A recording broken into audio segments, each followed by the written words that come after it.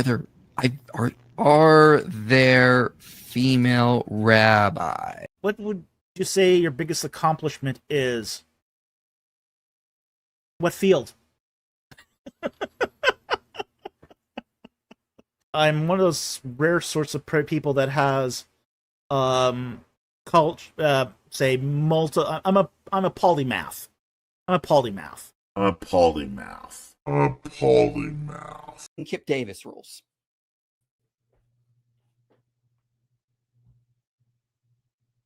You are muted. There. Wow, how did that happen?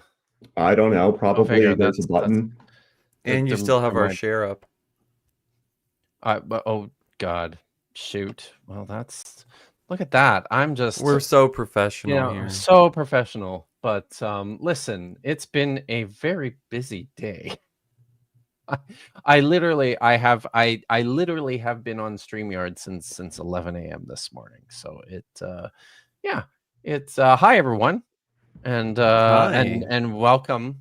It's Saturday night. It's time for Budget Scripture Saturday, which is fun. Yes. And yes, I'm here with Nitty and with Dr. Tapioca Weasel, and I am so not into it that I haven't even had a look at the chat yet. By the way, I should probably say things look different because we're doing this multi-aspect ratio streaming thing now, where you can watch us either in vertical format or in landscape format, whatever you choose, and that's cool. I think if you do not like your view, I have actually left a link in the description of the video to the other stream, so that you can just click on that and just head over there, right? Yeah. See, I do some things well. Look, when I get tired of being vertical, I'm happy to go horizontal. You shouldn't be more. You don't want to be vertical for more than 4 hours at a time. So, do you call your doctor if you're vertical for more than 4 hours at a time? I'm tired that way, you know. Oh, yeah. Grumpy librarian. Wow. Okay, bye. But I have to say, I don't want to prejudice anyone, but I agree with I particularly hate the vertical view too. But here's the thing though. There are people can work on a phone who like what's that? It can work on a phone. Yeah. When I'm on my exercise bike, if I have a vertical stream to watch and it's like a call-in especially, like fuck yeah, let's do it that way. Yeah. Does it dilute the chat? Not necessarily, no, because we can see it from both formats. So, I mean, and then it's engagement to the channel on both, on both streams. And through StreamYard, you can highlight comments no matter which one they're from. Maya does raise the point that it is impossible to mod, though. That's a good point. And you know what I think? I think she just needs to get some like Titan or Pragmatic Crystal level skills.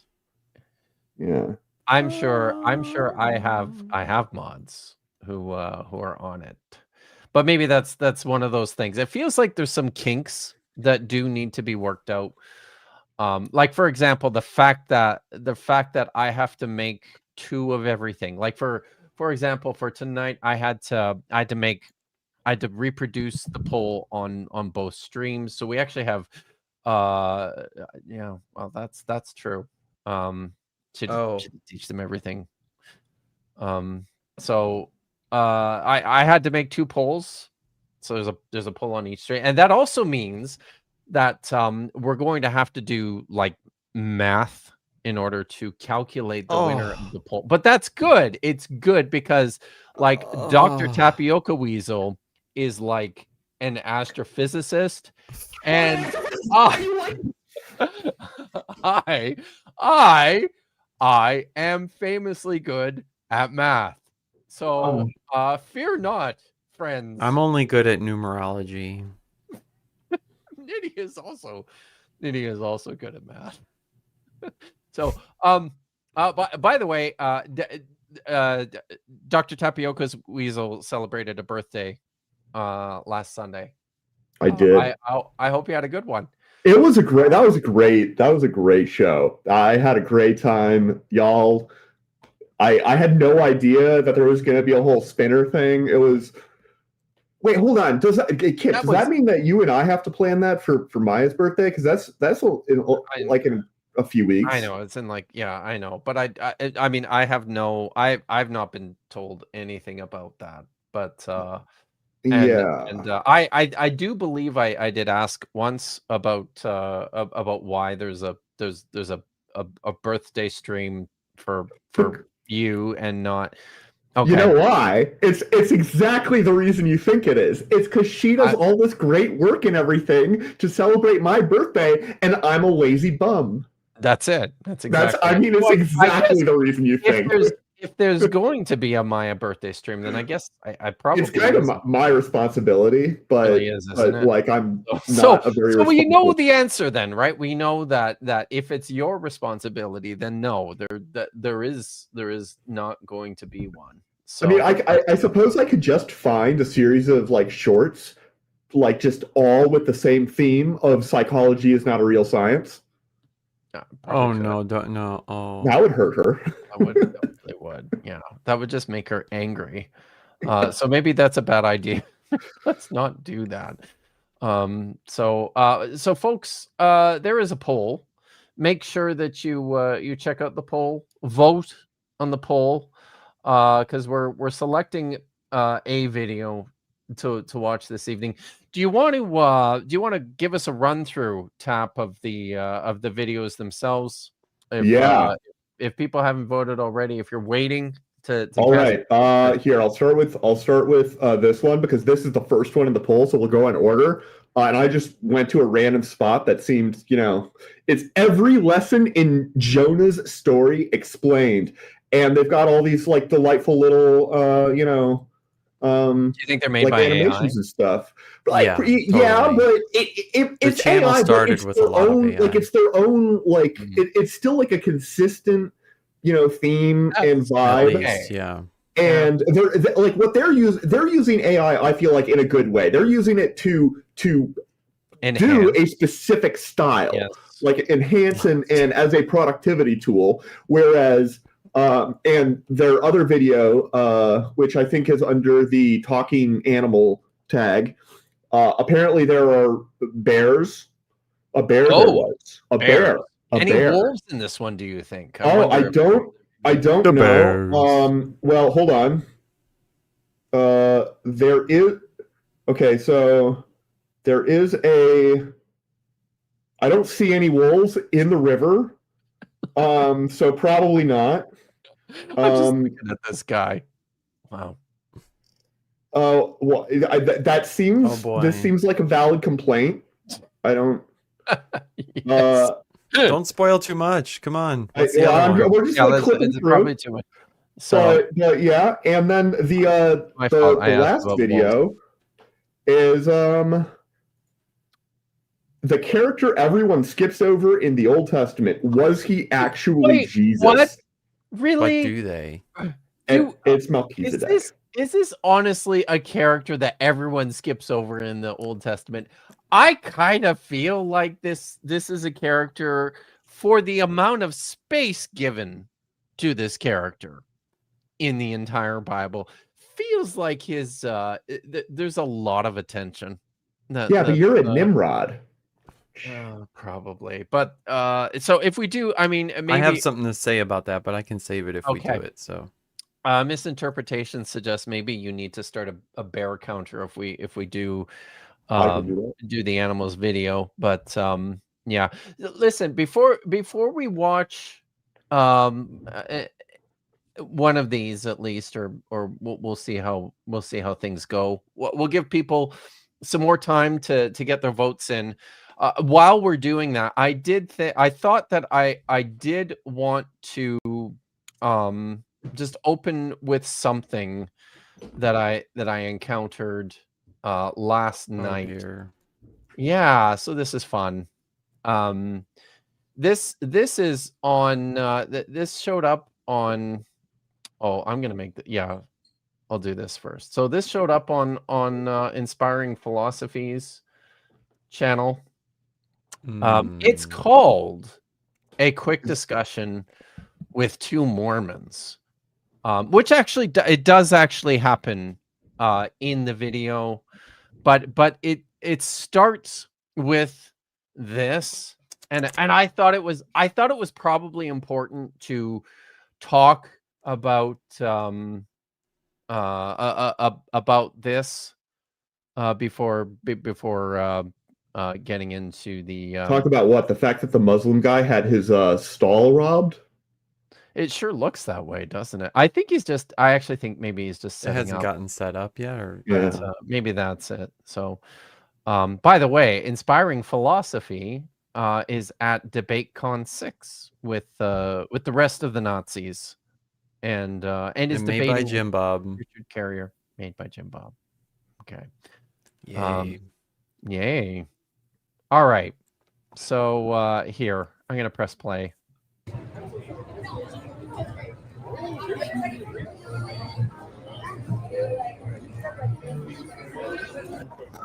Is apparently in Tucson at the folk festival in Tucson. Yeah. Is that it? Sorry. Is that all he's going to do for that part? No. Somebody, what's up, guys? You're taking us for what reason? I saw your sign. I want to come ask you some questions. Is that guy ninja? Shut up the cameras. Shut up the cameras. We all record everything. Oh, no, What's wrong? You don't want us to record? I don't want you to record. Why not? Because I don't want you to record. We're just going to ask a couple questions about Islam. Well, we're not going to shut off the camera. You're not going to answer them? Shut off the camera. All right. All right. Thank you. Let's get out of here. So, wow. I don't know what you guys think of that, but I mean, I have some thoughts about them wanting to have the conversation not on camera. Yeah. Honestly, I mean, I can go either way. Like when people come up to you and you're at like a thing and they like want to record it, you know that they're like trying to like get some content. You're there putting yourself out there, so like you should probably put up and shut up. But here, can I go be big for a second? Yeah, for sure. I have a little bit more of this to show, by the way, but okay, Michael Jones. You know, we've got our disagreements. I'm not very nice to you sometimes on my channel, and I know Kip isn't, but look, I used to believe just like you, and I thought evangelism is the bee's knees, gotta do it, okay? You are a Christian apologist, okay? And there is this passage that says to present the gospel, explain the hope that you have with gentleness and respect. So for the Christians all the way in the back, gentleness and respect. What parts of that interaction come off as respectful to you? I got a couple of questions for you guys. Got a couple of questions.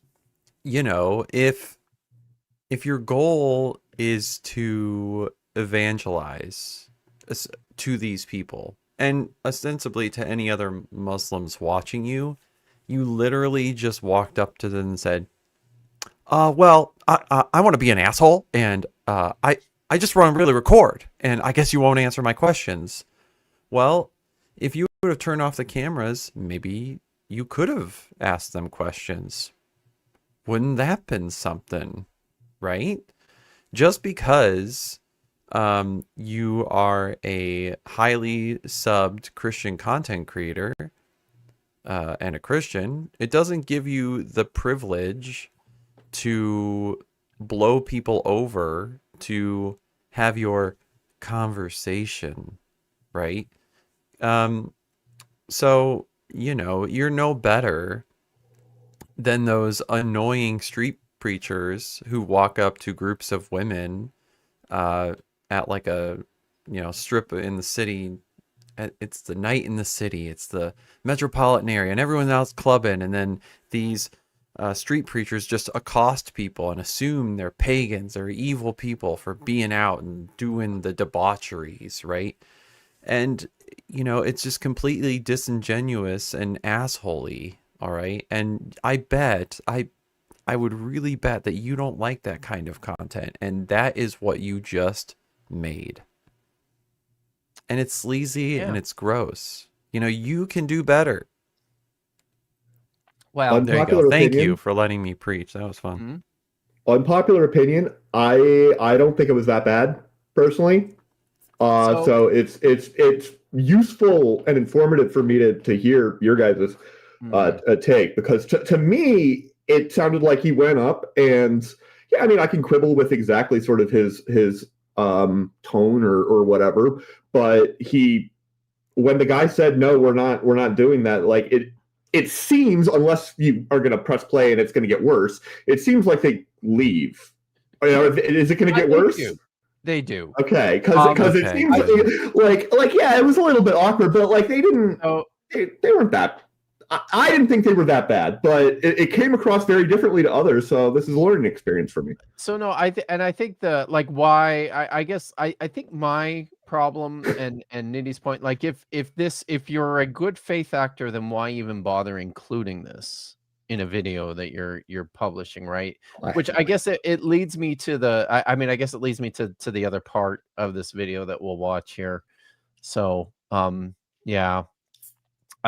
Just want to say, I find it odd. You set up a Dawa table here at a big Tucson event, and the moment someone comes up and wants to talk to you, you panic because you see a camera. What does that say? You don't want your tactics being shown to the rest of the world. You only want to try to get people caught off guard, and you don't want to actually be exposed what you're doing here on the streets of our city here. So I have a slightly different interpretation of their motives. Right. I don't know. So, and maybe it's just me, but in the first place, if somebody doesn't want you to film them, like they don't need a reason, do they? Right. And it could be irrespective of their faith commitment. I mean, yes. What? And here's where I'm going with this too, right? And this may be just me, but a couple of Muslim guys at an event, you show up with a camera in today's political climate in the United States, where people are like literally just getting snatched up by ICE off the street. I don't know. Yeah, existing while brown is kind of becoming a crime. So. Is it because they're trying to hide all the evils of Islam, or is it just because maybe they're uncomfortable and scared? Yeah, right. Right? Like it's just it's the attribution of bad motives right out of the gate that I have a problem with, right? It's that they're trying to hide something. That's why they don't want to be on camera. Right, just motive attribution without asking, knowing. I mean, ugh, gross. I need a shower already. Fuck. I'm sorry about that. If what you're doing is honest, if you're just doing some honest dawah out here, it shouldn't matter if there's a camera on you or not, because it all should just be honest outreach. Why do you panic the moment you see a camera? But that wasn't if what you're doing is honest. That wasn't panic. That's absurd. No, it wasn't. Yeah. He just said he didn't want to be on camera. That's all. And I don't know if Michael, like I think that's the the other side of this. If Michael was really that concerned and that sincere, then why not turn the camera off and have a conversation with these guys?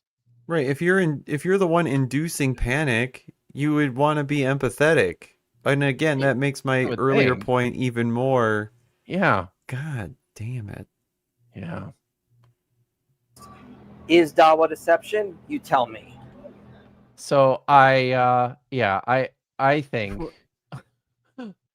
I think more so maybe Michael Jones, you're just kind of an asshole. Like really. When you get down to it, that's just what that makes me think. That's all that clip proved. It kind of did.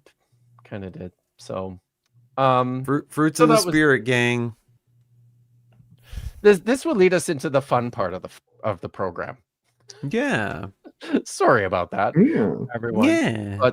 But Yeah. now I think I'm gonna shut the poll down here, and then we're gonna do the math. Damn.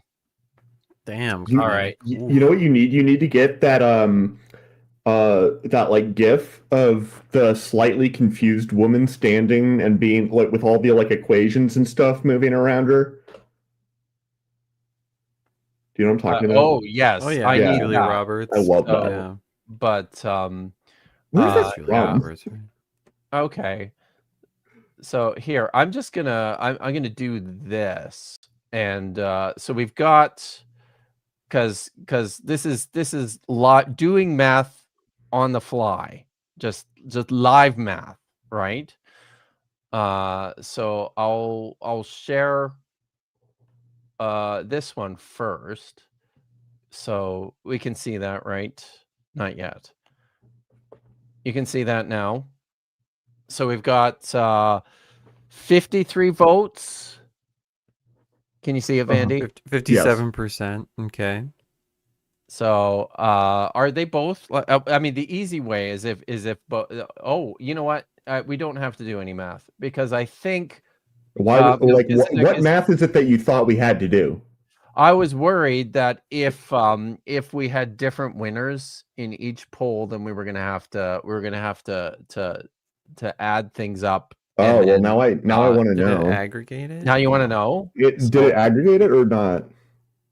So it's actually it's the same winner in both. Well, yeah, okay, yeah, but one of them had 53 votes, and one of them probably had like what, like 12? 57. 9. No, they're 53. Right. 9. Oh. Right. So it's just yeah. Moving on. It's I think we're watching the Melchizedek video. I definitely did not influence that by pointing out that it's short, and we'll also be able to watch one of the other videos, or at least start it. That's true. And I Maya is correct. totally did not put my thumb on that scale. So not at all. Weasels don't even have thumbs. Just absolutely raw dogging that math. That's what we were doing. Apparently, the term raw dogging has an entirely new meaning in like Generation Alpha and Generation Z. What is Generation? It means to go like on a plane trip or something, or like a long car ride without any electronics. That they're calling that raw dogging, which is raw dogging. Very funny because I was watching Peter Tragos, the lawyer, he like doing some video, and he's like a very well behaved sort of dude, and he's talking about how his son was going to be raw dogging this flight, and I was like, what? And then he was like, yeah. So just in case you don't know, because to me that word meant something else. Yeah, it sure would have. This makes for an entertaining time, doesn't it? Yeah. Yeah. So, Simone says, hopefully this won't make me too angry to work on this essay on Job's use of Deuteronomy and Isaiah. Let's hope so. Kitty. But it could make you it could make you upset. Not gonna lie. So yeah, I think before we get much farther, I do have a super chat from No Way or however. No Way Yahweh. Yeah, No Way Yahweh. Thank you. No Way Yahweh. Yeah, that's actually pretty easy. No Way Yahweh. It's close enough that it's fine. I agree. So the fool says in his heart, there are no fulfilled prophecies. That is true from a Christian apologetics perspective. It absolutely is. I did a stream yesterday with Dr. Dan McClellan about the non-existence of so-called messianic prophecies in the Bible. People should check it out if they haven't seen it already. It's pretty good, I think. So, all right, we ready to watch the video? Let's do it. Let's do it. So do it, lady. All right. Sorry for the very bright background. There's nothing I can do. Nothing you can do. I got to do the thing. The title of the video is "The Character Everyone Skips Over in the Old Testament: Was he actually Jesus?" From the channel Solving God. This Solving channel God has 33,000 subscribers. And this video from a month ago has 848 views. That's not good conversion. Wow, that's bad. That's not good. Wow. Yeah, we're helping them now. I make zero content, and anybody who tries to say otherwise is a liar and possibly a liar. There is actually content on. There's not content. There's not content. And okay, into your channel. If you got confused and thought there was content, you know whose fault that is? It's not my fault. It's Vandalia's fault. Okay, but I don't make. You're going to share a screen, aren't you? No, I might. Don't do it. Share a screen. Okay. Well, anyway, we got Melchizedek, and we've got we've got 7 comments here, of which. Oh wait, no, I guess the other one's visible here. Right? Yeah, I kind of wonder how much people look at my YouTube recommendeds in the side and are like, what the hell is Vandy doing this week? Yeah. Sorry, but shall I go, or are you going to lie and slander about my content? You'd be surprised at how hard it is to actually find your channel. You know what? No, I wouldn't be. You know why? You know why I wouldn't be? Because I don't make content. There we go. I've seen it though. There is content on your. I'll find it eventually, but until then. Okay, I'm going to press play. I actually think I'm sub to you. Well, Melchizedek is one of the most mysterious figures in the Bible. He appears suddenly in Genesis, then vanishes. I mean, I'm happy. I just want to say right out of the gate, everyone.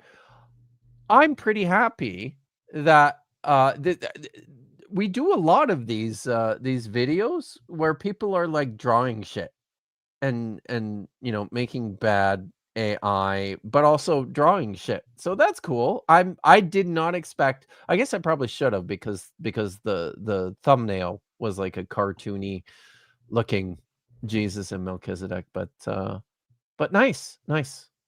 Wait, you don't think this is AI? No, I think it probably is, but right. But again, this is it's using AI as a tool. I don't have a problem with that because I do it all the time at work. Vanishes, only to reemerge in Psalms and in Hebrews as a figure who uncannily foreshadows Jesus. Uncannily. Can you uncannily foreshadow Jesus in Hebrews?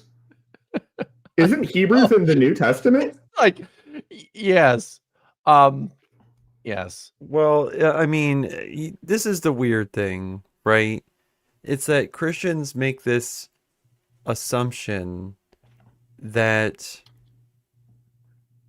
their argument is essentially circular in that they're making an assumption that Jesus already lived, died, and rose again,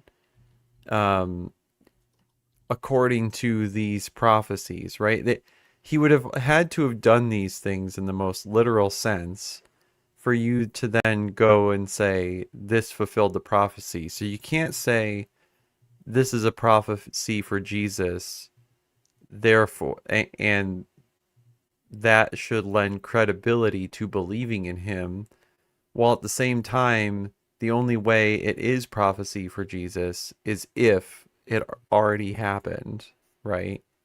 And so you can't use it as a proof for this is what Christians do sometimes when they're saying, oh, look, this is prophesied in advance and you should believe it. Well, you're asking me to believe it already happened so that I could see this as a prophecy for what happened, right? Which is, it's a dumb argument. Also, it's not like the author didn't have access to the Hebrew Bible to shape, or at least the nature of Christ, into a fulfillment whoever he of wanted, prophecy, right? Yeah. So, yeah. So I'm sorry, Vandy got so maybe I will just show everyone because I did actually eventually find it, but listen, you guys, Vandy absolutely does. No, look at that. This is your. Are you showing something? Because we don't see it. Yeah, there we go. Okay, this is your channel, and you have actual content on your channel. Oh, look, I guess I have links to Vandalia's content on my channel. Okay, you'll notice that if you click to the non-existent video and/or live streams tab, that there's nothing there because it's non-existent. Okay, I also have playlists. Playlists are not content. I don't know. It looks like I'm looking at your channel and I'm seeing content. Okay, and but are you able to read though? Because it does say atomic physics 2 places on the displayed screen. 2 places it says that, Kip. At least. I think only 2. I see what I'm seeing. 4 videos. 4, dude, that you co-created. By the way, let us know, Vandy, because I know this was a sore spot for you. I see that you have 74 subscribers now, and I unsubscribed from your channel. Thank you. You're welcome. And is the message that you would prefer it if a few people unsubscribe from your, preferably 5 people? 5 exactly. 5. I need exactly 5. I'm aiming for a nice round number. Very round. And if 74 is too much, but if we were to decrease that by 5, exactly 5, then that would be a nice round number. Yeah. So, chat, if you can help out Vandy. Thank you. And oh my God, there's a kitty on the screen, and oh my God, dude. Yeah. Dude, black cats are like crazy. You cannot see them. Like, I have no idea where his eyes are, or her. I don't know if it's a boy or a girl. It's a girl. Oh, she's adorable. Do you ever like walk into a dark room and just see demonic eyes like beaming back at you? Yeah, when I look in the mirror, it happens all the time. Fair. Well done. Yeah. All right. So, my appeal to you, chat, if 5 of you are willing to make the ultimate sacrifice and unsubscribe from Vandy's channel, maybe just make a note to yourself so that you don't miss any of his upcoming content. Because you won't miss it. It doesn't exist. It won't exist. Or just make sure that when you do unsubscribe, that you do go back and watch the content that is on his channel. It's there. It's right there. We all saw it. It's there, Vandy. I mean, you should watch the content because no, damn it! I just. Oh! You should watch the videos that my channel happens to point to, which are not my content, but they are content on the YouTubes, because it's me talking on Vandalia's channel, and Vandalia's been around a lot longer than me, so press the goddamn play button. Don't tell me what to do, Dr. Vander. His name, role, and divine connections make him a profound Christ-like figure, revealing Jesus' mission, nature, and eternal priesthood. Bound. Okay, I'm just saying, growing up, this sash canonically is supposed to be blue. Yes, that's true. I think you're probably right. I remember the sash. The sash was always blue. Yeah. White Jesus had a blue sash. Yes, he did. Look at that. Look at the nose, though. The nose on both of them is it's a choice. They look hammered. Both of them. But I mean, I feel like I can sort of sometimes vaguely pull off a little bit of a Jesus vibe. Oh, Yeah. yeah. My beard's a little bit need long. a red sash. That's all. Yeah. Here are 3 astonishing ways Melchizedek points to Jesus. Let's jump right in. Number 1, Melchizedek is a king and a priest, like Jesus. Wait See- a minute. Okay. Oh, I see. Because Hebrews said that Jesus was a priest. And here's the thing. Right. What's a priest? Jesus wasn't actually either of those things. I'm pretty sure. Look, Well, you what do gotta you read know about it? You have to read the text with spiritual eyes, Kip. Also, it's not like you can like read ancient languages. He can, chat. He can. I can. Yeah. Well, Melchizedek Sorry. no, I want to hear more of how he substantiates that part. Okay. Oh well, you're gonna be waiting. is both the king of Salem, or Jerusalem, and a priest of God Most High. So this is interesting. Is Salem an alias for Jerusalem? According to the text, it is, yes. So I mean, there's no evidence at all that Jerusalem was ever called Salem. Like the city itself, in actuality, was never called Salem.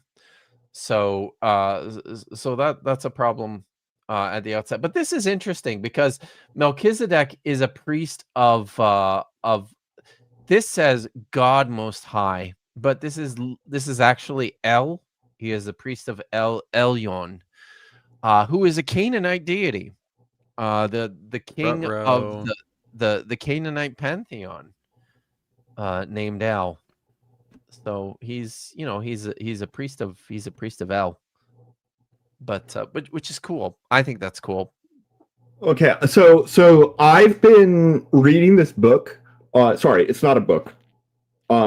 I've been reading this thing that's between various covers, but it's not a book.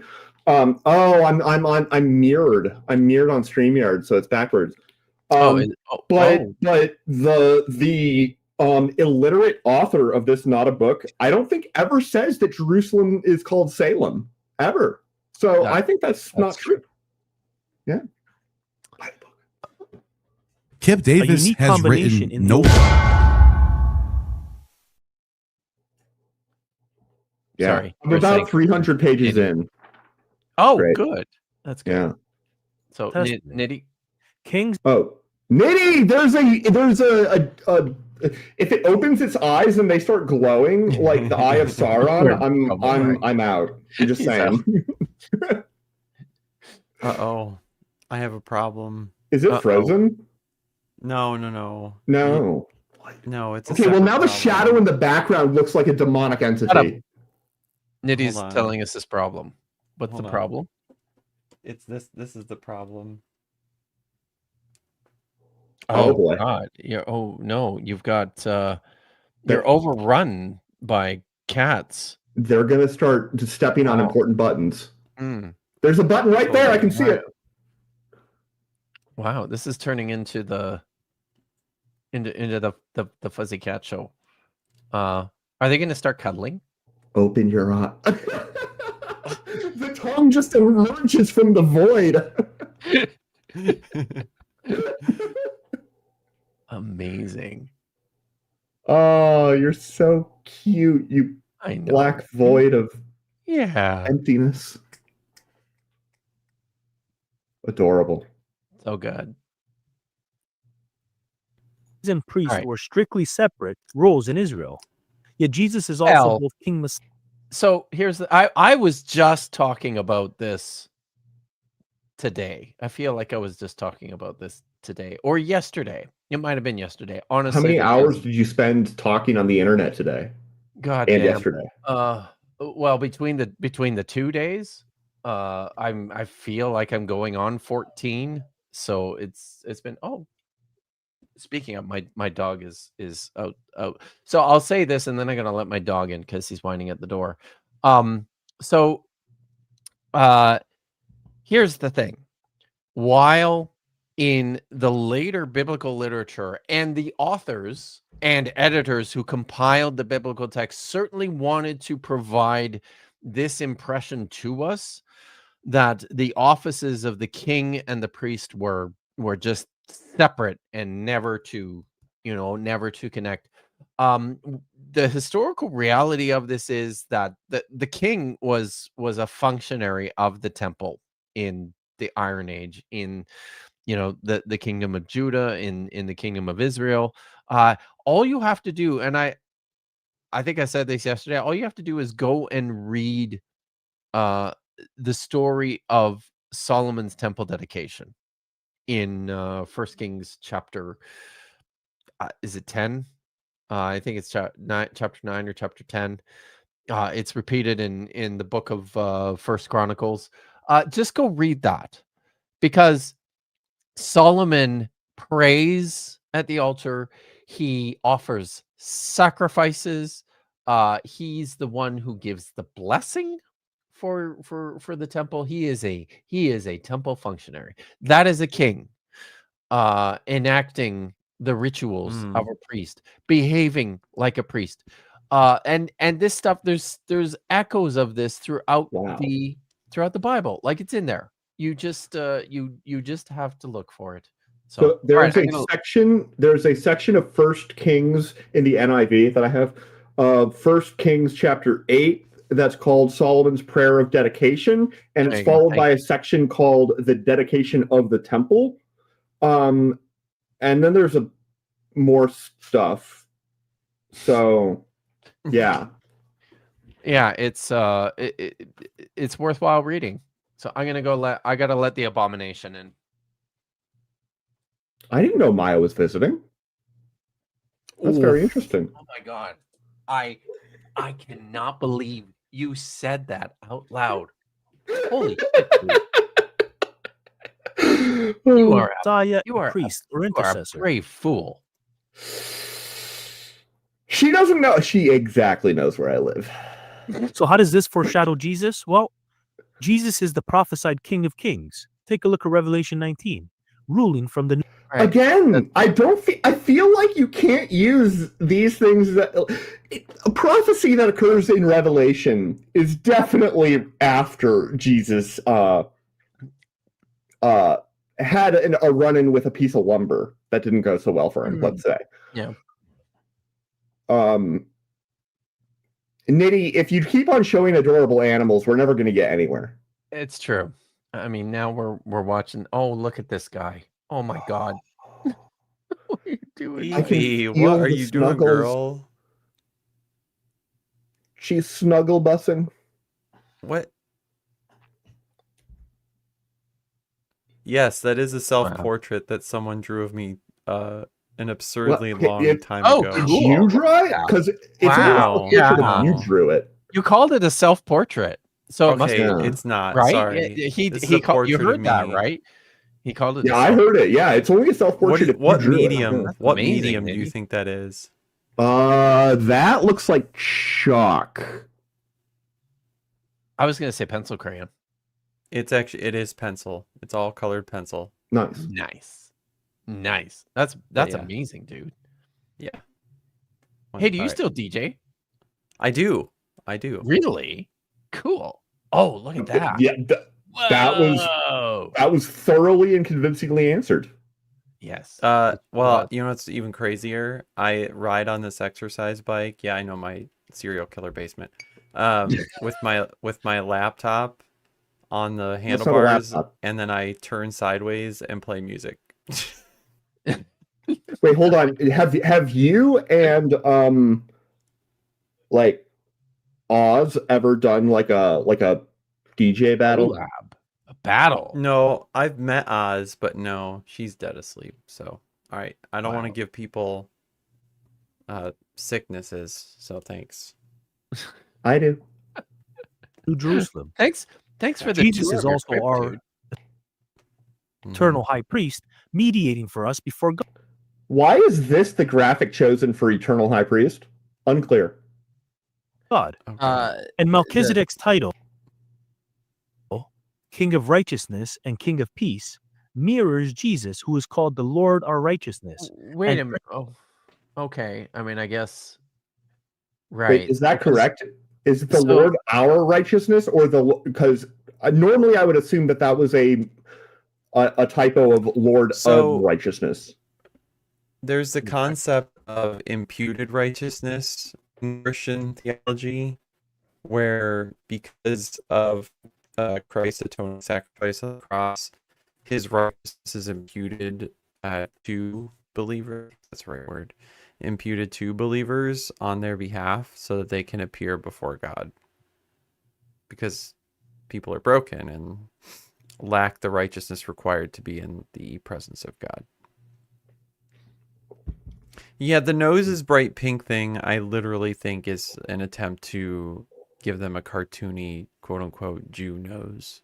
So, oh my God, that's gross. Oh, isn't it? Wait, did the people in the other picture have pink noses? Like, go back. Yeah, go look. Nope, they did not. Wow. So it's literally Jew nosing them. Oh, now I feel icky. Boy. Yeah, I mean, I wish I could. Whoops! Now I don't know where I was. What was my timestamp? You keep going. You were. Leave it to the Christians. No, I think we're not quite. We're not. There we are. Yes, we're okay. at. We were here. We were right here. Yes. Vic, the fact that the other Caucasian people didn't possess the same features. Like, that's the thing, right? For me, it smells intentional. Oh shit! What? He probably dropped something. No. Or is it because just keep going? Replace with cat. Here's what you could do is you could scroll to the comments and still play the audio. Melchizedek was both a king and a priest, something forbidden under Mosaic law. Damn it. Jesus, however, legally holds both offices because he is from a greater priesthood. What? One that predates and surpasses the Levitical system. Okay. Is any of that valid in any way? I guess it's depending on how they read back these interpretations, right? Was Jesus legally anything, really? Other than like a citizen possibly of the Roman Empire? Right, that's pretty much it. And while here's the thing, right? Jesus's messianic credentials were all tied to being a son of David. Like that's part of it. If you want to get anywhere in the Messiah game in early Judaism, that's kind of a given. You have to be you have to claim this that you're part of the royal lineage. Nobody can prove any of this. Like it's gone. Like there's no royal lineage left at this point. Nobody can track anything actually. So they all just make right. So but that's it. Like it just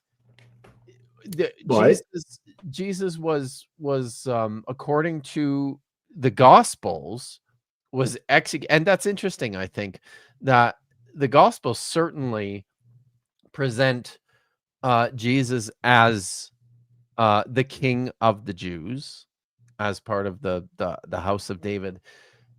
Not so much, high priest.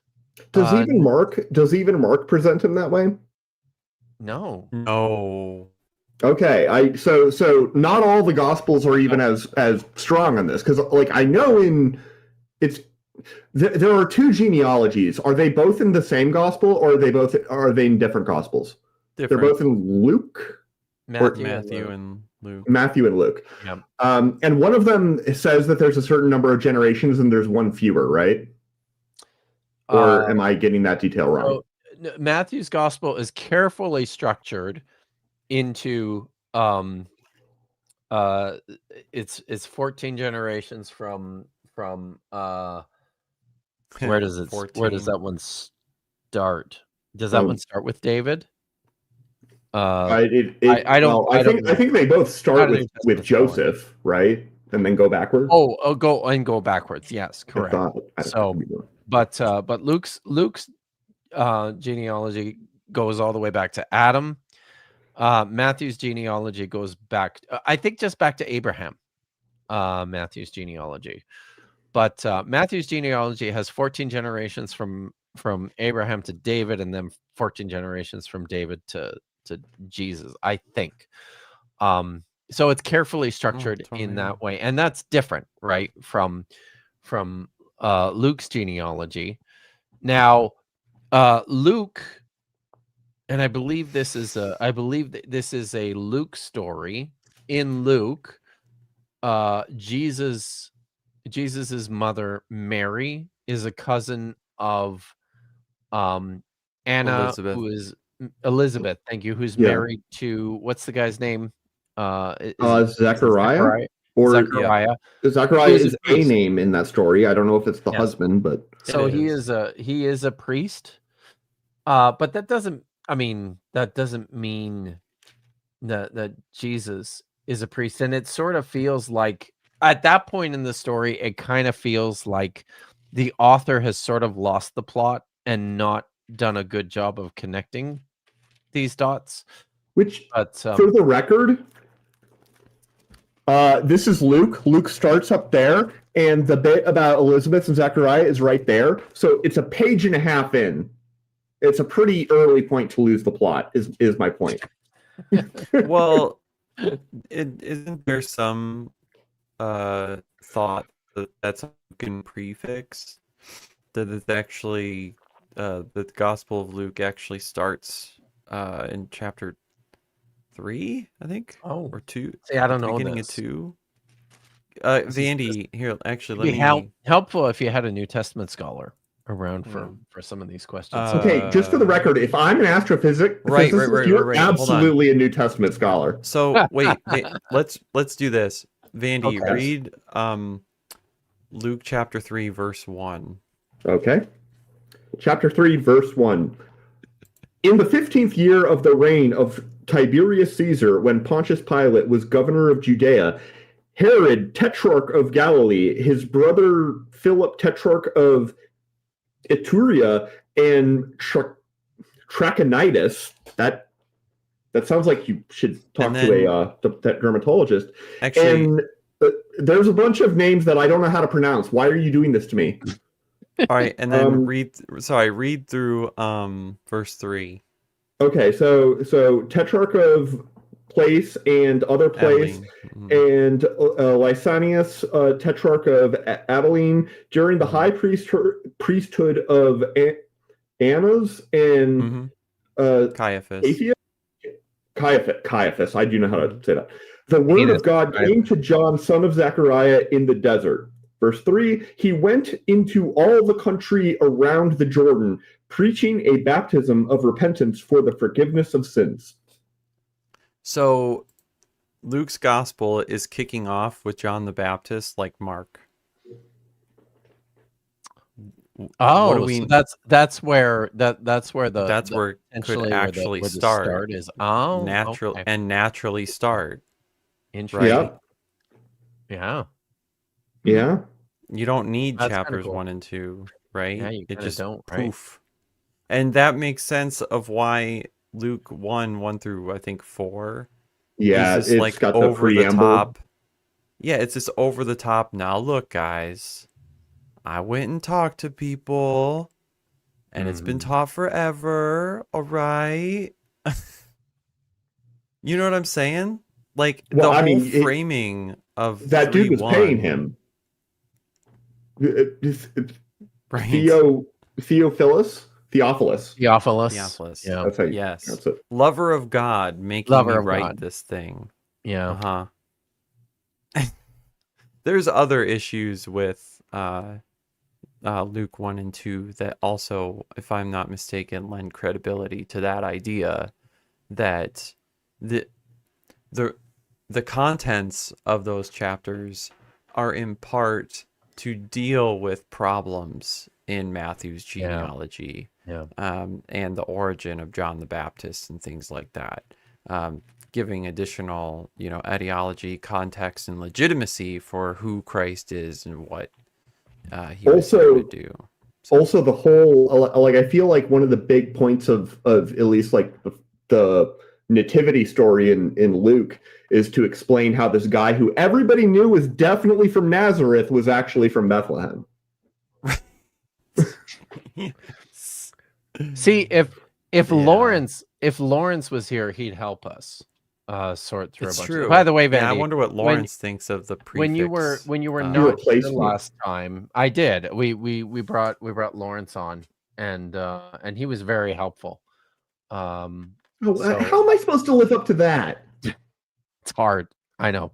It's hard. It's hard. Like physics is hard. Physics is hard. Yeah. Mm-hmm. We got before we continue though. A couple of super chats. Thank you, Lil of all trades. Look, Nitty, treats for Nitty's kitty. There we go. Nitty's kitty sounds like you Venmo that money, so I can probably buy the damn probably treats. good. Yeah, there we go. Probably for the best too, because the abomination is on a diet still, because he's a little overweight right now. But thank you, Lil, as always.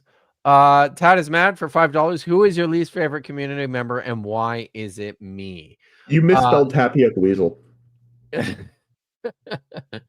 It's the reason why it's you, Tad, is because you somehow just decided that I don't know anything about hip hop. You just decided that. You didn't consult with anybody. You didn't factor into consideration the many variables which contribute to my potential musical tastes and experience. You just decided that. That's why. You know what you did.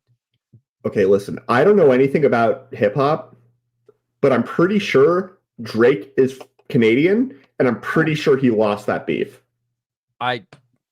So I'm not saying that Tad is wrong. The problem I have is that he just decided, because I also know that Drake is Canadian, but I have no idea what you're talking about beyond that. And Dude, Drake lost that beef. Okay, his own studio called him out in court documents for being upset that he lost the beef. Just saying. Oh, it's listen. It's the fact that you just decided that's it, Tad. It's yes, I know you said modern hip hop. Why is it? By the way, Airman agrees with me, so you're welcome. Oh, nice. That's good company. All right. Melchizedek has no genealogy, hinting at Jesus's eternal nature. Oh my God. What? Or the author of Genesis just didn't give a shit. Right? The extremely stupid thing about this point is that in order for it to work, it would require that every single character mentioned that does not have a genealogy. Every single character would have to have a genealogy. Or they're Jesus. Who's the first character that potentially? Who's the first character that doesn't have a genealogy? The one that leaps to mind is Nimrod. How about Lamech's wives? They don't count. They're women, dude. Yeah. But it's a good question. Where damn hoes come from? Also, if they're getting married and they're having kids, that's close enough to a genealogy to satisfy me. Certainly. I think Nimrod's a good bet. Right? Because it's like 2 pages in. There's not that many people.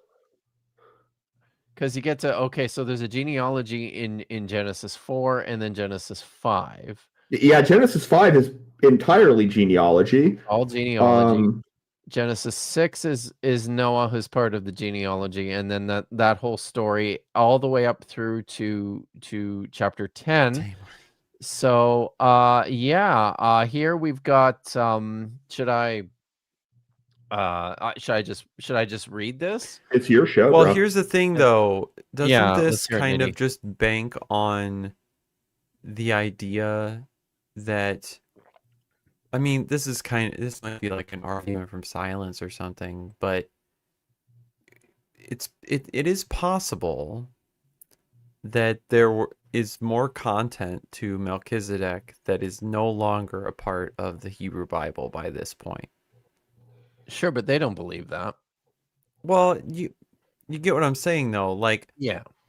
Because of all the tradition around Abraham's military endeavors, apparently, you might, I don't think it's totally absurd to believe that there was probably more tradition and content to some of these leaders, powers, priests, and God worshippers around him. And the only relevant part to the Abraham story is this dude blessing him and giving him more shit. Right? Yeah. And so that's all they kept. You were actually, so I just scanned this to look at this, right? In Genesis chapter 10, Nimrod is actually part of the genealogy. Oh, okay. So yeah, I mean, it was a good. Cush Good begot guess. Nimrod. It was an okay guess. So the first person in the Bible to appear without a genealogy is actually King Amraphel of Shinar, King Arioch of Elisar, King Chedorlaomer of Elam. Hold on. Elisar is definitely, isn't Elisar the name of, is that Aragon's kingly name? Or I is have that no fucking idea. You're talking about. So I'm talking don't mix about our lores now. Shut up, Vandy. Don't mix the lore. Anyway. But that's true. But importantly, here we have actually 5 kings, actually several more kings. There's a lot of kings mentioned, because now we have those 4. They made war with King Bera of Sodom, King Birsha of Gomorrah, King Shinav of Admah, King Shemebar of Zeboim, and the king of Bela, which is Zoar. So we got a bunch of kings mentioned there. No genealogies for them. They must have been eternal. And we still have 4 chapters to go before we even get to Genesis chapter 18. Right? This is the dumbest point of all time. It just it really is. Well, it's is it confirmation bias or sharpshooter by the reader? It's just dumb. I don't think it's any of those. I think it's just dumb. It's just dumb. You see, Hebrews chapter 7 describes Melchizedek as having neither beginning of days nor end of life, but resembling the Son of God, he continues a priest forever. Oh, that's just straight up Pesher, right? Because oh no, I didn't see him die, therefore he didn't. Like, no, this is just like a hyper spiritualization of the fact that whoever put the compilation of that text together didn't give a fuck as to whether or not we know when that guy was born or died, right? Yep. So can I No. Your show. I said no. You keep saying that. Now I could oh god. I see Maya do this all the time. Look at that. I can mute him. See? You can't hear him the now. Ability to unmute myself. Like this. I have infinite power. So, Hengfashi asked, did Nimrod build the Tower of Babel? So, no, not according to Genesis chapter 11, where the story of the Tower of Babel appears. However, we are told that in the genealogy in Genesis chapter 10 that he built the city of, or at least it says, what does it say here? The exact wording Like Nimrod, a mighty hunter before the Lord, the first centers of his kingdom were Babylon, Erech, Akkad, and Calneh in Shinar. From that land, he went to Assyria, where he built Nineveh, Rehoboth-ir, Calah, and Rezin, which is between Nineveh and Calah.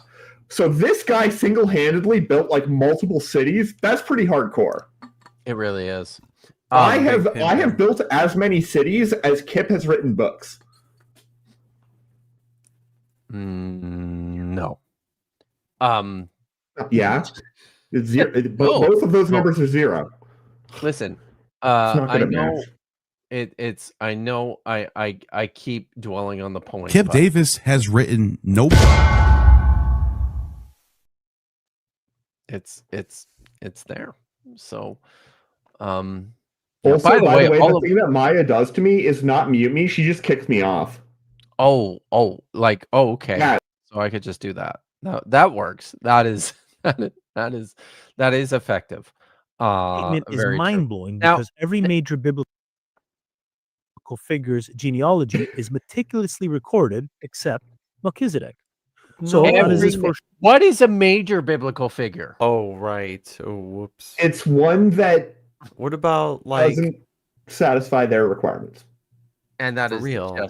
It's not true, right? Like, what about Nathan?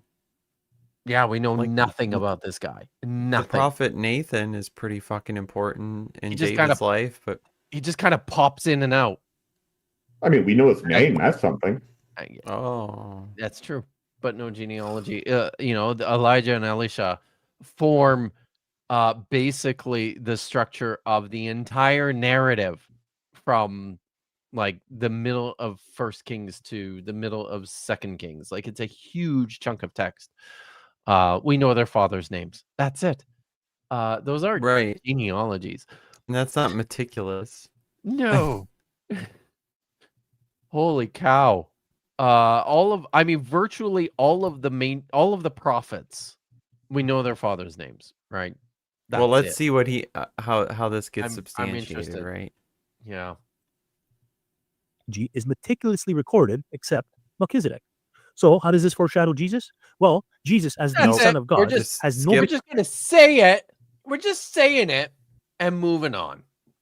Baseless assertions are the power of people who have incredulous audiences. So, I think that's a good point too, Grumpy Librarian. And Jesus' priesthood is eternal, unlike the temporary Levitical priesthood, which required generations of new priests. Not only that, just because it required generations of new priests didn't really mean it was supposed to be temporary. Yeah, in fact, that seems like the opposite. Like something that lasts for generations is not what I would describe as like temporary. Like technically, yes, but yeah.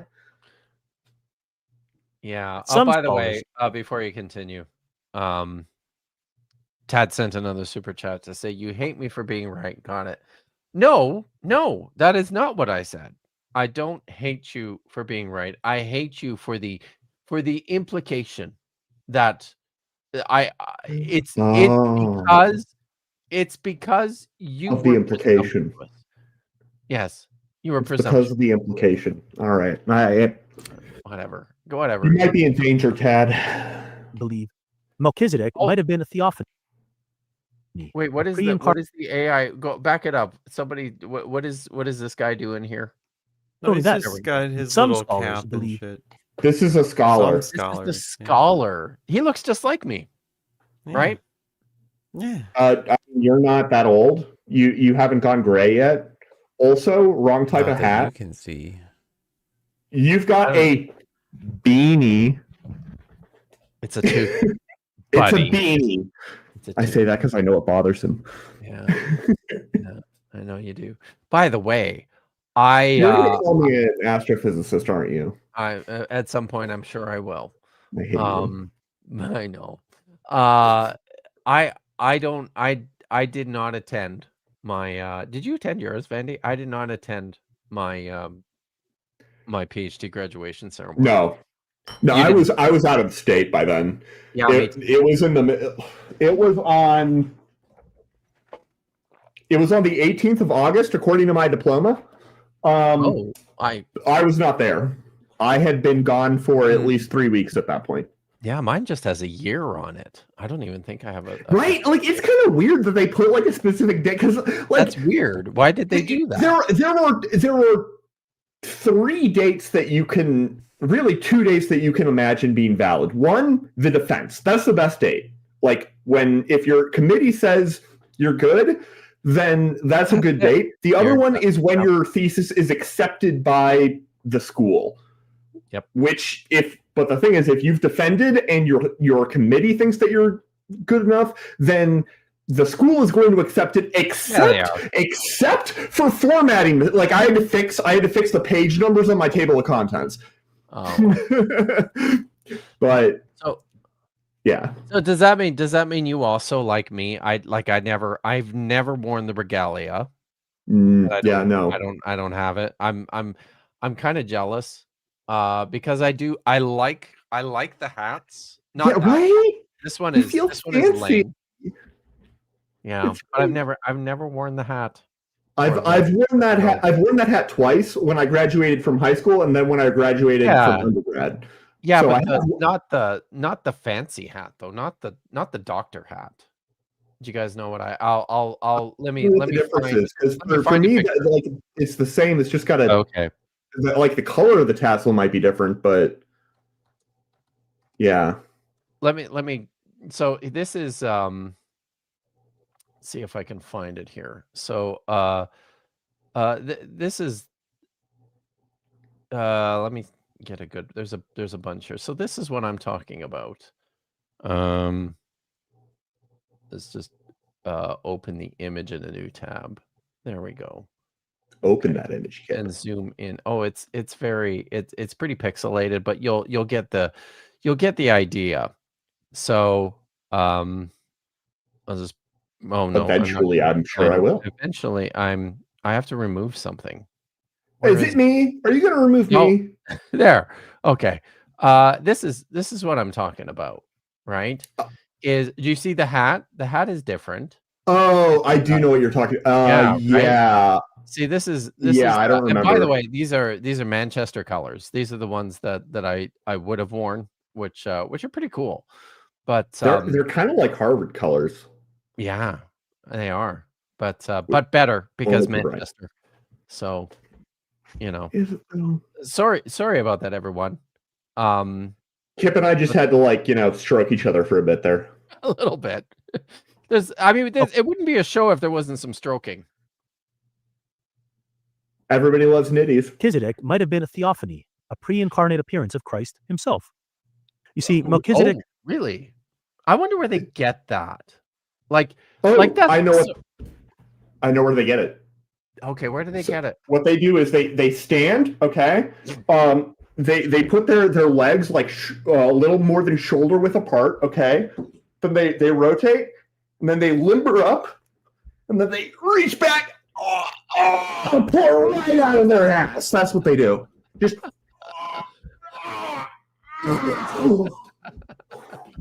there it is.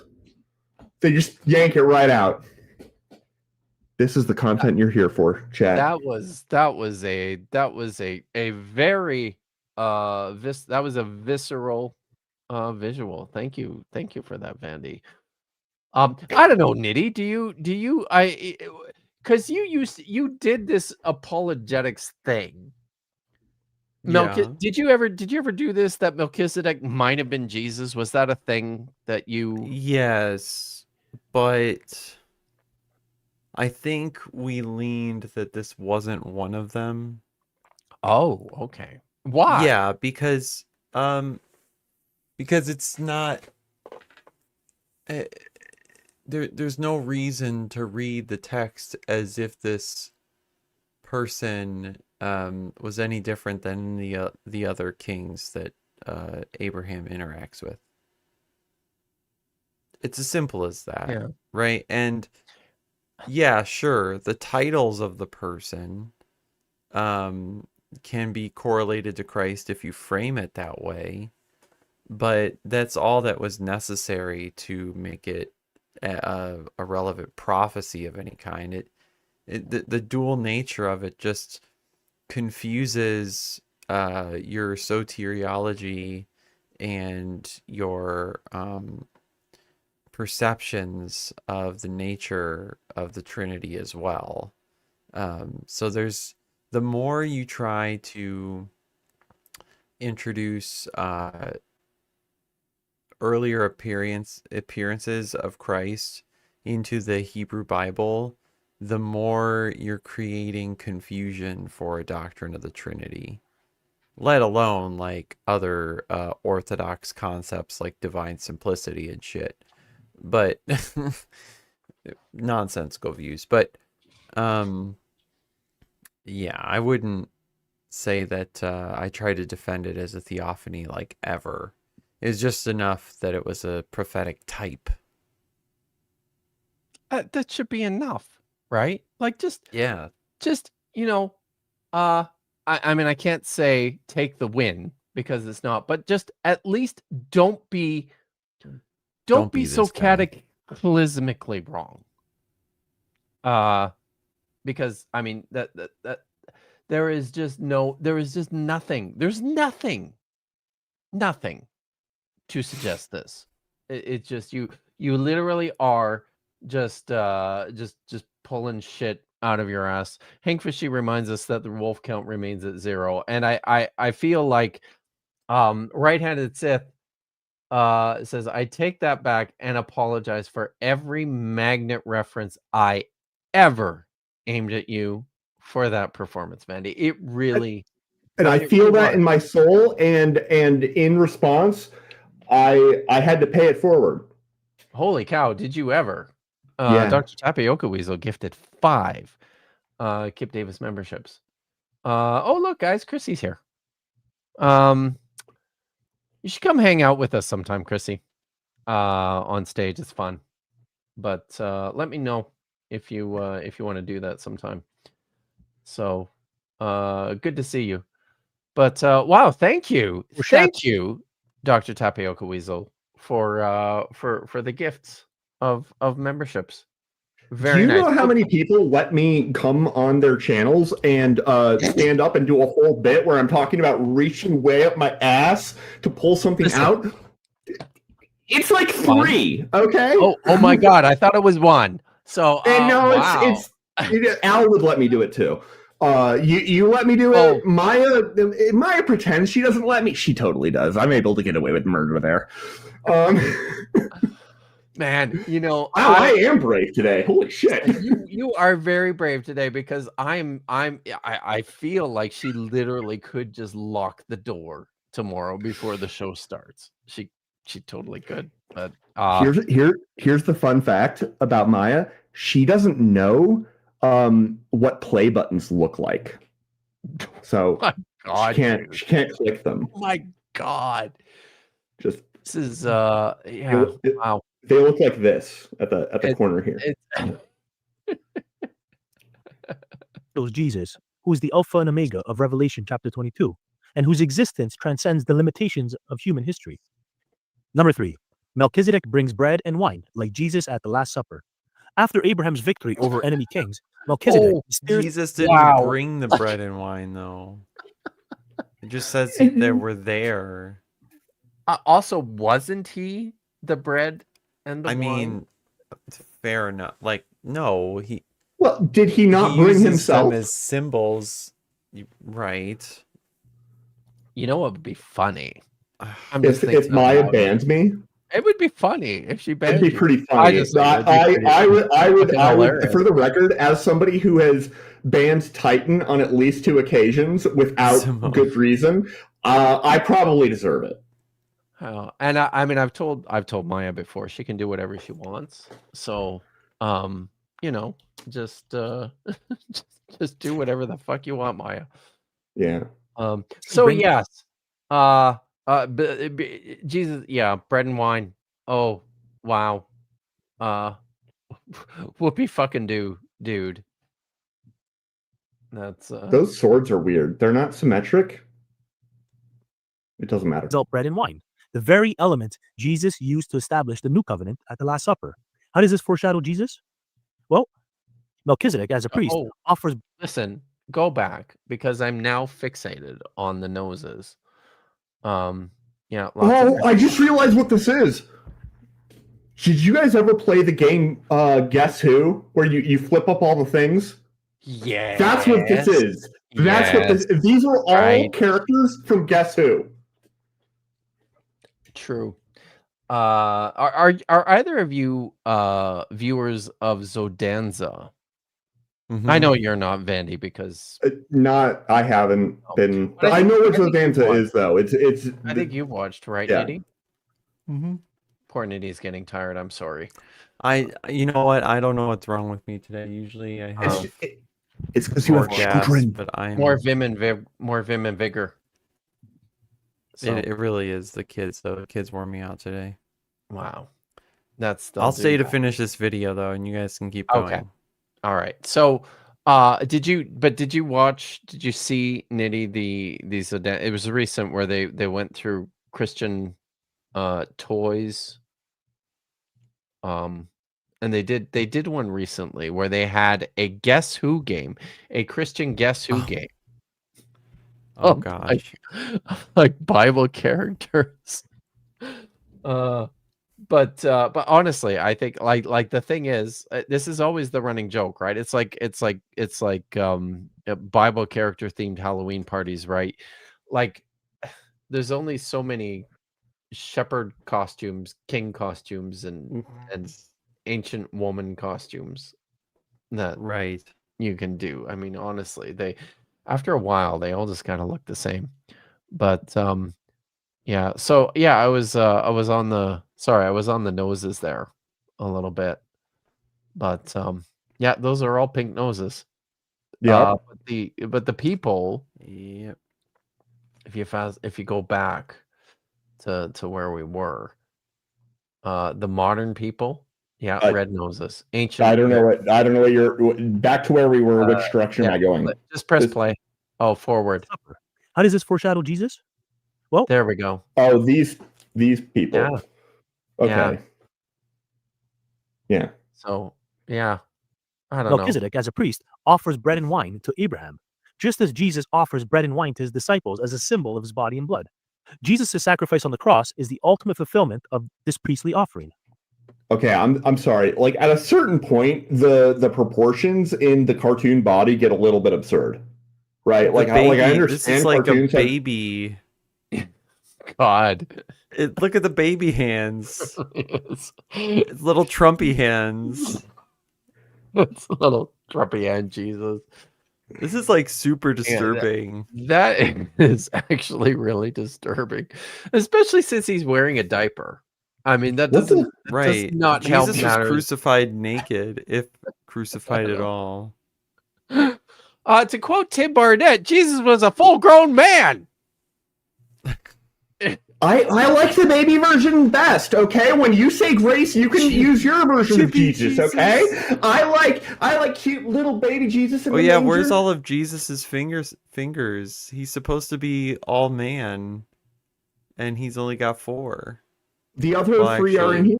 They're in the diaper. Wow. We've got tricock Jesus. Stop. Also, what does INRI mean? Jesus. At the top of the what is it? It's the Latin. It's the Latin for condemned or something like that. Is Jesus God, I King don't of the know. Jews? Is that what it's Latin for? Yeah, it is. But it's like R is Rex. Oh no. And the other I Indominus is Judas. Okay. I forget what the eta is for. That's what the N is actually or what the N is. I forget what that's for because that's Latin. That's right. So I like etas. Etas are like lowercase n's but with a really long tail. I love it. Very nice. And this very moment hints at Jesus' role in establishing a new eternal covenant, just as Melchizedek's priesthood points to something greater. I just want to clarify, or rather point out, that Maya absolutely did flex her power and totally banned me. Did she? Beautiful. She didn't ban me. Maybe she banned me. Only one way to find out. Naya banned me. I guess so. Here's something cool. Melchizedek's offering of bread and wine was completely unprecedented in the Old Testament. Unprecedented. Wow.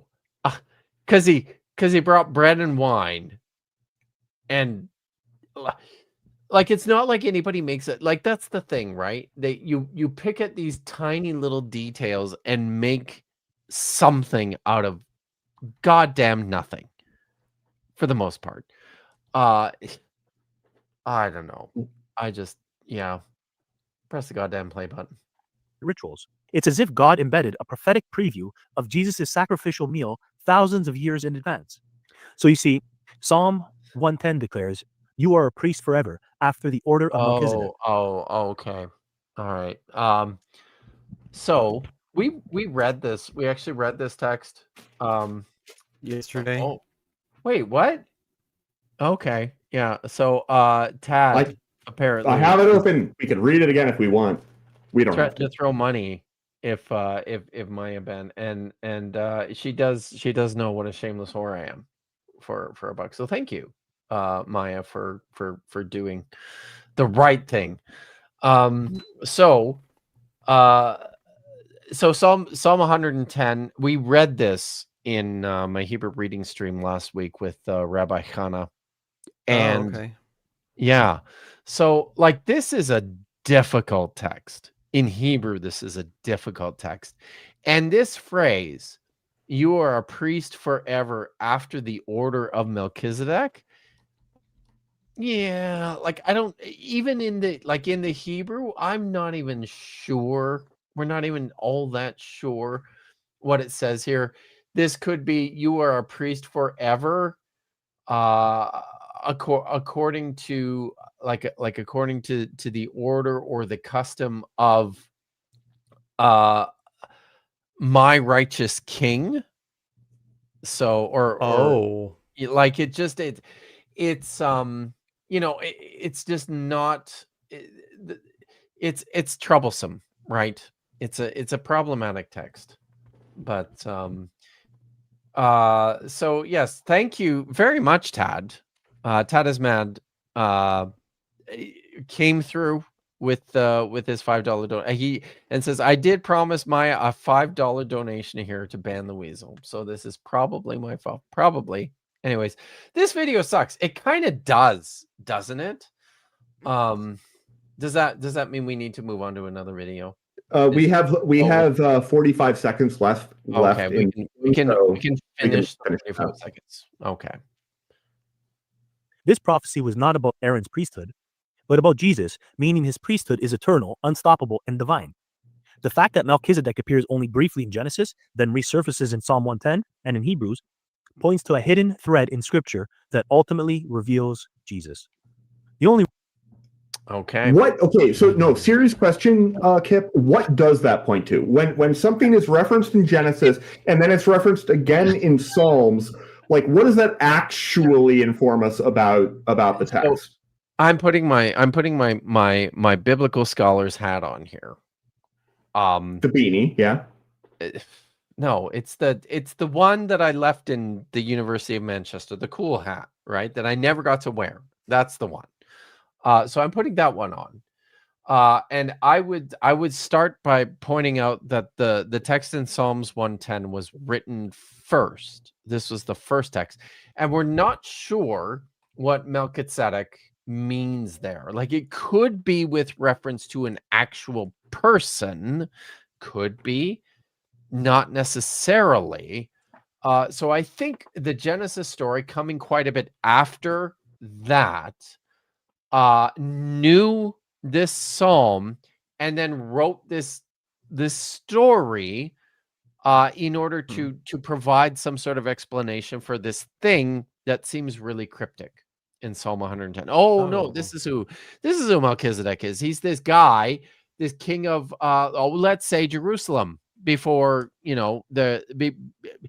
back in the time of Abraham, even before there was any kings and priests that we recognize in Jerusalem, and he was a king of El Elyon, the Most High God.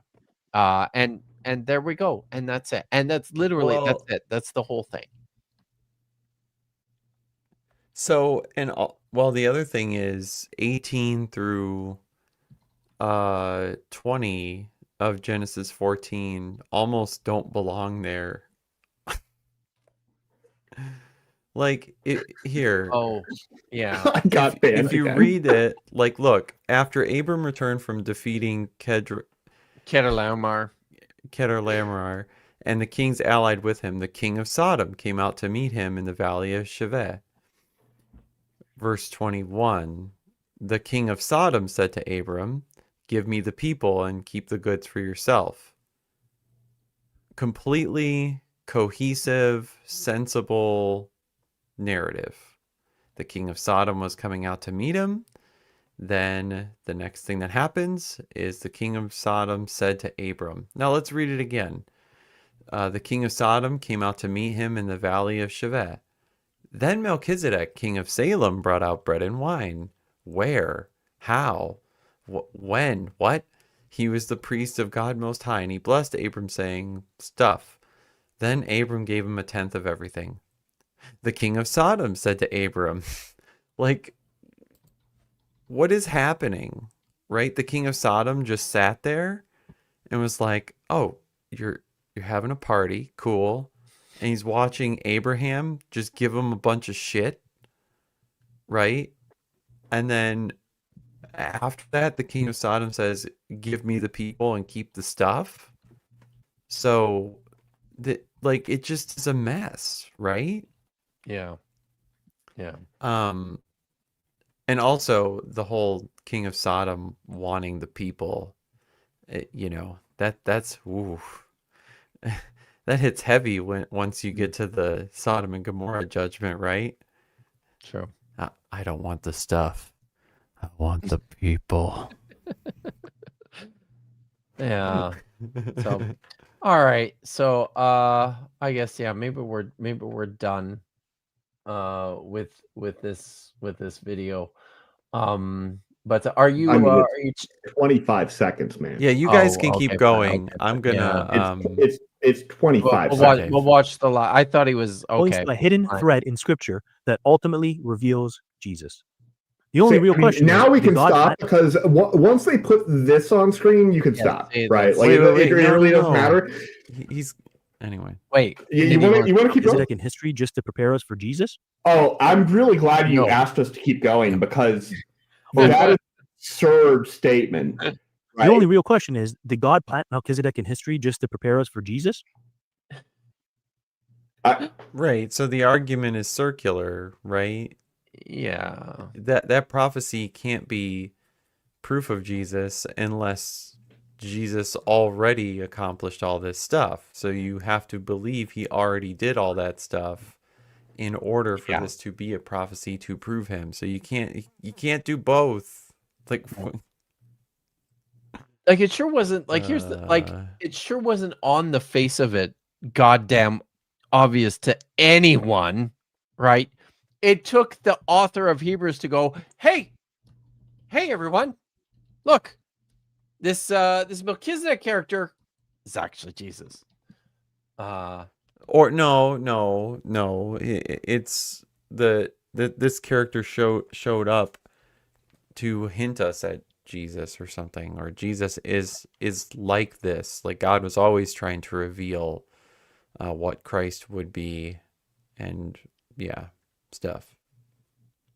But anyway, thank you, Jillian.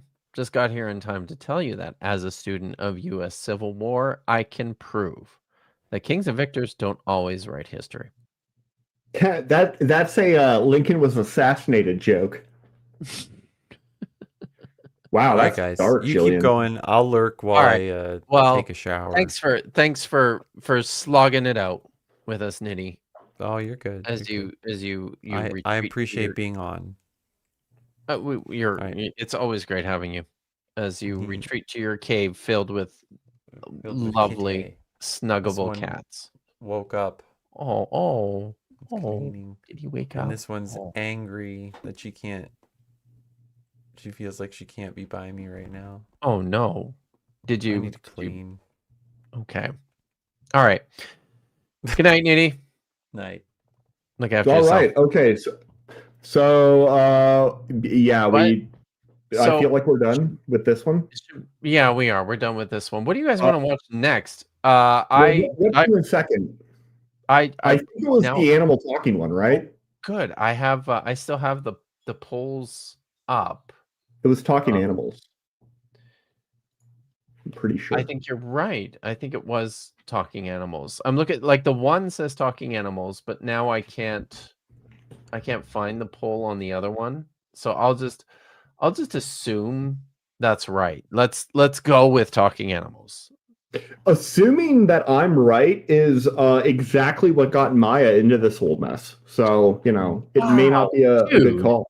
What do you want from me? Downgrade this video from sucks to fuck off. This is what happens when you let the Weasel get banned by Maya twice in the chat. Twice. Okay? I don't think that's it, actually. I really don't. I also think that's the opposite of it. I feel like there needs to be more Weasel banning. If I really wanted to still engage, I can always bring up one of my socks. Shut up! Not the stream. Okay, thank you, Tad. Not the stream, the video. So what this is every animal God used to deliver a message explained. Now this one has, how many views does this one have? It's got a lot of likes, or quite a few likes.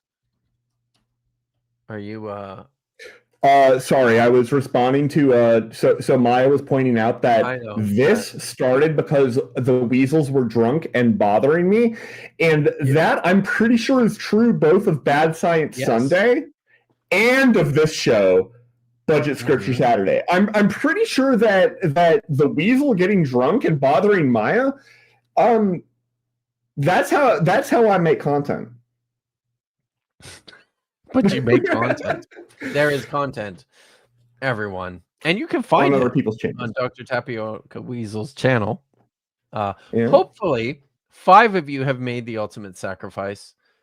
I can find it, and I can probably. Right. Oh, you're right. I actually still. Do I still have it up? No, shoot. You gotta view my channel. Oh, come on, Chad. Now I'm at 77. I went up 3. You guys are not helping. Terrible. Maybe they're trying to get me to my threshold for actually making content, because I've promised that if I get a certain number of subscribers, I will make content. And frankly, I'm willing to promise that I'll quit my job and do it full time. It's just that the number is ambitious. It's pretty high. I need 1 million subscribers. Then I will quit and make it full time. Which, for the record, great deal for me, right? Because Jester, here's the thing. I don't know that you people Jester, you can unsubscribe. Like that's a thing you can do. You're welcome to do that. And I've been unsubscribed from Maya for 2 years. She's gonna ban me again. Oh God. Oh wow. Look. Vish is here. Oh, hey Vish. Yeah, I saw that Nitty had to go, so I was like, well, we need a third person. That was I just nice. wanna We do. hang out You with guys Sophie. give me 30 seconds and vamp. Wait a minute. Vishanti, are you subscribed to Dr. Tapioca Weasel's channel? Maybe. I don't. If you are, okay. But if you are, you can fix that by unsubscribing now. Okay. That would help. Where did you go, dude? Like, why did he leave? Because you entered, and now he controls the video. Like, this is just great. This is why you can't trust the Weasels. They're not dependable. Thank you, Vish, for coming to help. I just wanted to hang out with the cool people. Yeah, well, me, and I guess And the people in chat, they're cool. Oh, they're I gave the a people in warning. chat I are said very cool. I asked you guys to like vamp for like a minute, and it's worthless. You're worthless, Kip. This is what happens when you ask Kip for help with your math homework. Well, I mean, I think you asking him for help with a math homework says more about you. Because why would you do that? Says you're awesome. Yeah, why would I do it? I guess to make content. Damn it! Hey, Vish, how you doing? I'm so fresh and so clean. Yeah, Nice. You look great, by the super way. hot shower, enough to like melt lead. So That's the way to shower. That feels like a way to die of really painful death. no, it's okay. I'm good. If you took showers, maybe you'd understand the way to do it. But I Whoa. Shots fired, chat. Oh man, you don't have to be that accurate. That's right. Damn. Ain't nobody pass me some. It's so fresh, so clean. Yeah. So fresh and clean. So, but before we, hey, how many views are on this one? We saw how many. Yeah. This one again. Oh, it's not again. This is God built. Every animal used to deliver a message explained. 0 punctuation. 77,000 subscribers, and this video from 2 days ago has 3.6 thousand views. 3,600 views. That doesn't seem great. I feel like it's better than the last one though. It definitely is. People did. Wasn't the last one like 800 views or something? Yeah, it really was. And more subscribers. Is this a very long video? Because I noticed you skipped ahead to. Oh, it's like. Oh yeah, no, I did that just because I think that when I was showing them earlier, I wanted to like show an image that wasn't just. Okay. Well, I started on this. All right. Do you want to start here? Oh, just 2 bears? No. Wow. Okay. No, that's fine. We're gonna talk about mauling kids. Let's go. Yeah, we are. I love mauling kids. The day 2 bears defended God's honor. What do you do with a Bible story so shocking most Christians quietly skip over it? Right? That's actually a really great question. The question was, what do you do with a Bible story so shocking that most Christians skip over it? And I mean, this is why Judges is my favorite book of the Bible. Sorry, what, Bish? They skip over the Ben Sora Moria. I don't know what that is. The stubborn and rebellious child. Mm-hmm. That which you wouldn't think evangelicals would, because that's right up their alley. Listen, I was told, Vish, actually just a couple of days ago, that this is a child who is like in open rebellion. Like it just irredeemable. Just not like the worst kid ever. I mean, that's obvious if you read the text. It's right there in the text, right? When you read it, it's very, very obvious. I mean, you read Hebrew and you're in training for I mean, the rabbinate. Obviously, all daughters are automatically exempt because it says stubborn son. That's right. Right? So daughters are automatically off the hook. All right? So I just need people to know that first of all before we like get anywhere else. That's something that a lot of people be like, oh, no. It meant children. It didn't say children. It says it son. doesn't say yeah. Yeah. That's true. That's a very good point. I think after Elijah Simone might know where I'm going with that. Go ahead.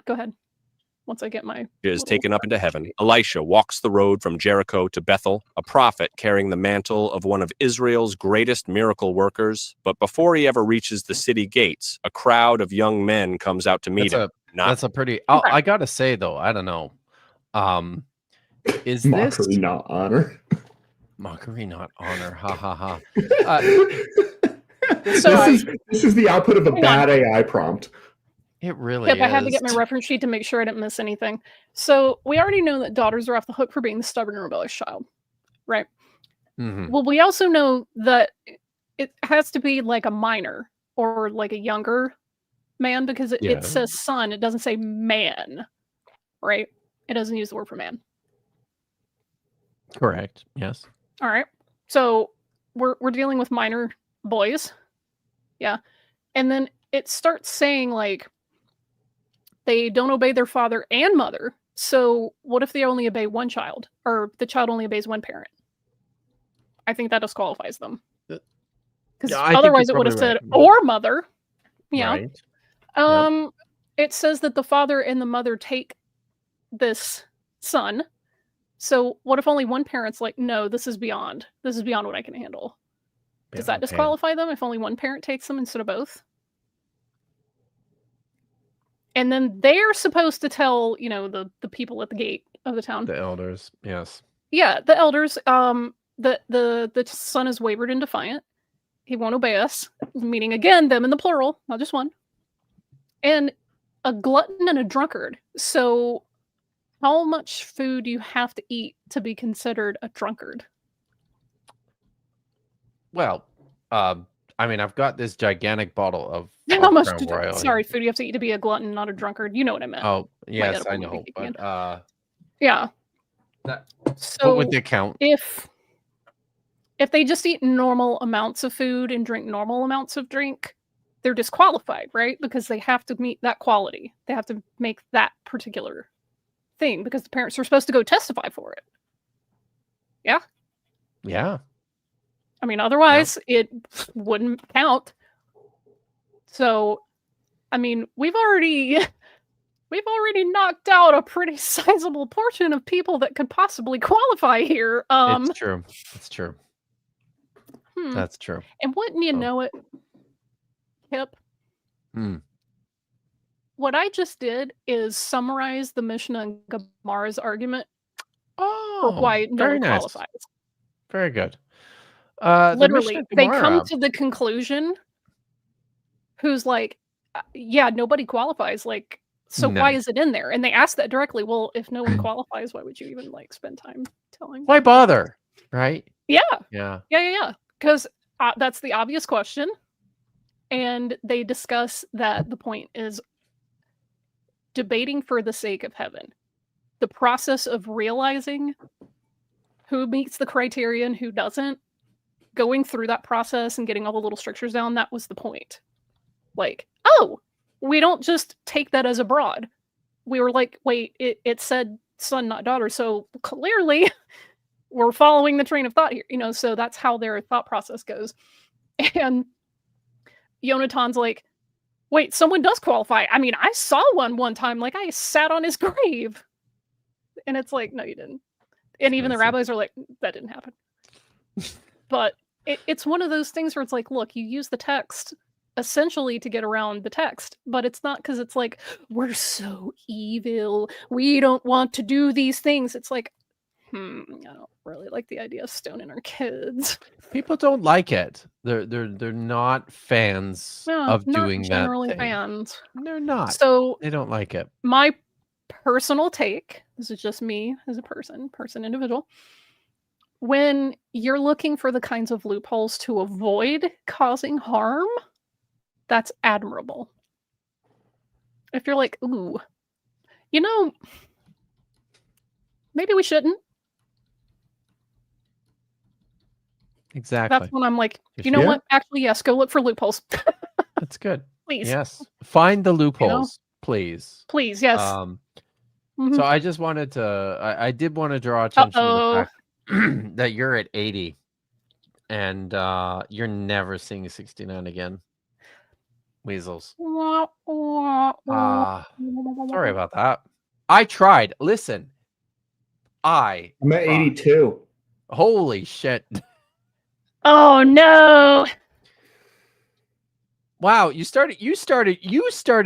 introduced your channel the same way that Ken Hovind introduced his PhD. My name is Michael Vandegraff. It turns out I am not, in fact, subscribed to Tapioca Weasel.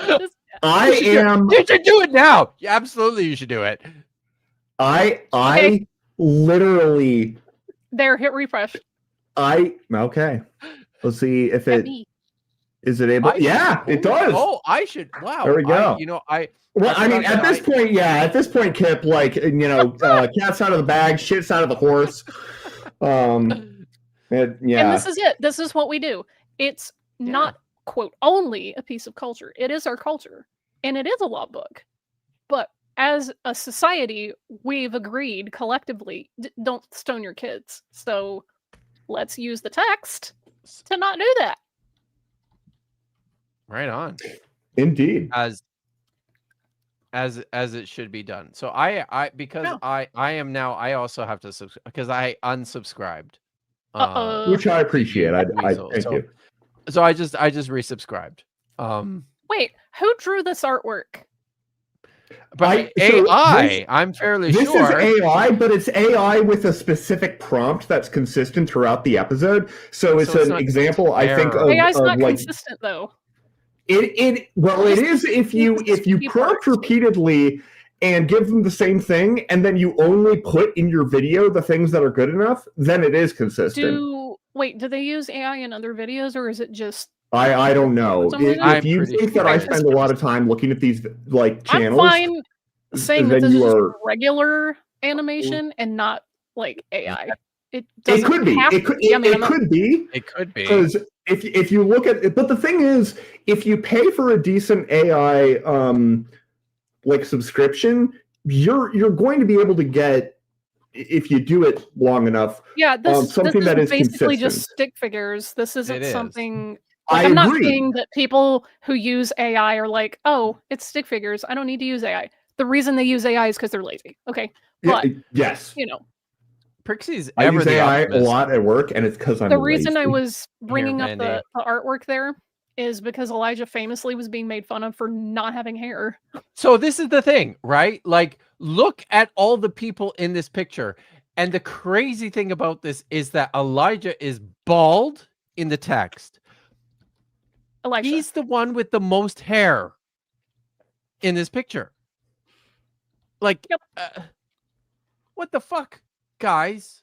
Prixie Ever the Optimist suggests maybe you can get to 96. Could be. Could be. Why 96? Oh, because it's 69 backwards. Get it? Yeah. Yeah. The point of trying to keep it to like a law book, but I wasn't brought up in it. I can only comment. I mean, I'll tell you the same thing that I tell other people who generally come from like fundamentalist backgrounds, whether it's like all or nothing or it's whatever, is that in Judaism, the text is the starting point, not the end point. So Jillian, I just bringing it back to the video here for a second. Yeah. There are multiple people in this picture. Yeah, with the no hair. Kid in the back on the like front row on the left hand side. Yeah. They don't have any hair.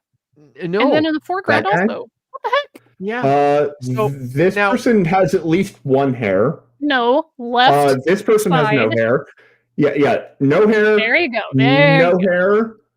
One hair. This person has one hair. Those right there. I think. Are we sure it's his hair or is it the guy behind him? It could be this guy's hair. It could be this guy's hair. Yeah. These are dinosaurs. Yeah.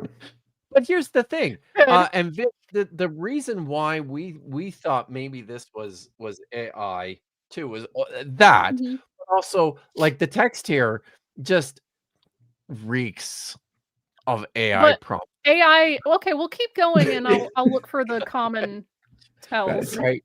Yeah. With honor, not with reverence, but with mockery. Go up, you bald head, they shout. 2 Kings 2:20. Again, showing someone who's like, not look bald. this is driving me crazy. Go up, bald head, says the guy with 3 hairs on his. Okay, hold on. To steel man the point, if you meet somebody in real life who has 3 hairs on the top of their head, exactly 3, not more than 3, is that person bald? Andy. Yes, they are bald. They're all bald.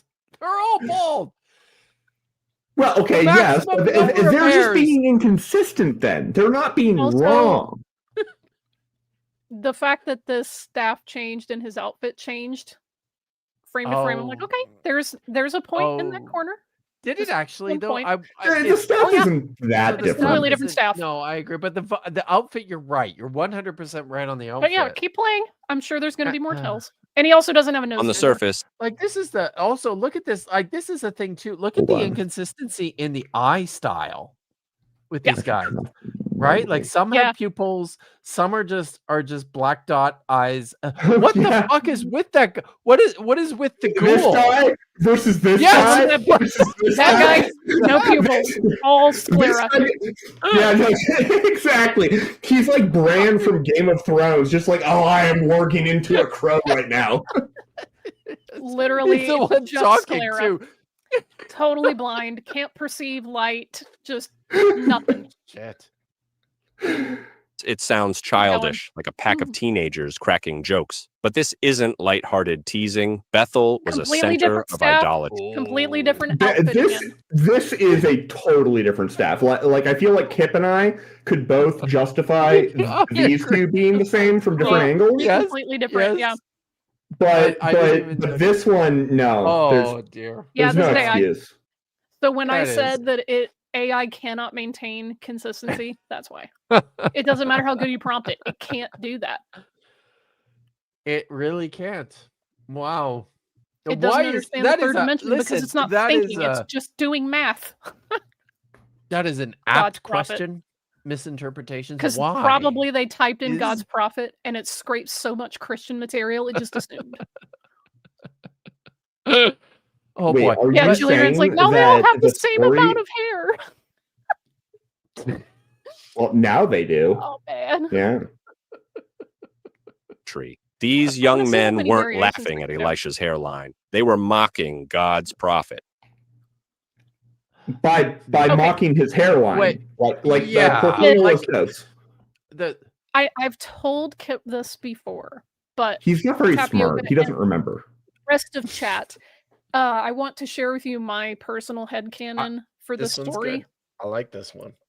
So, if they're making fun of him for being a bald head, what is another body part that Elisha would have that would look something like a bald head? I don't think they were talking about his hair.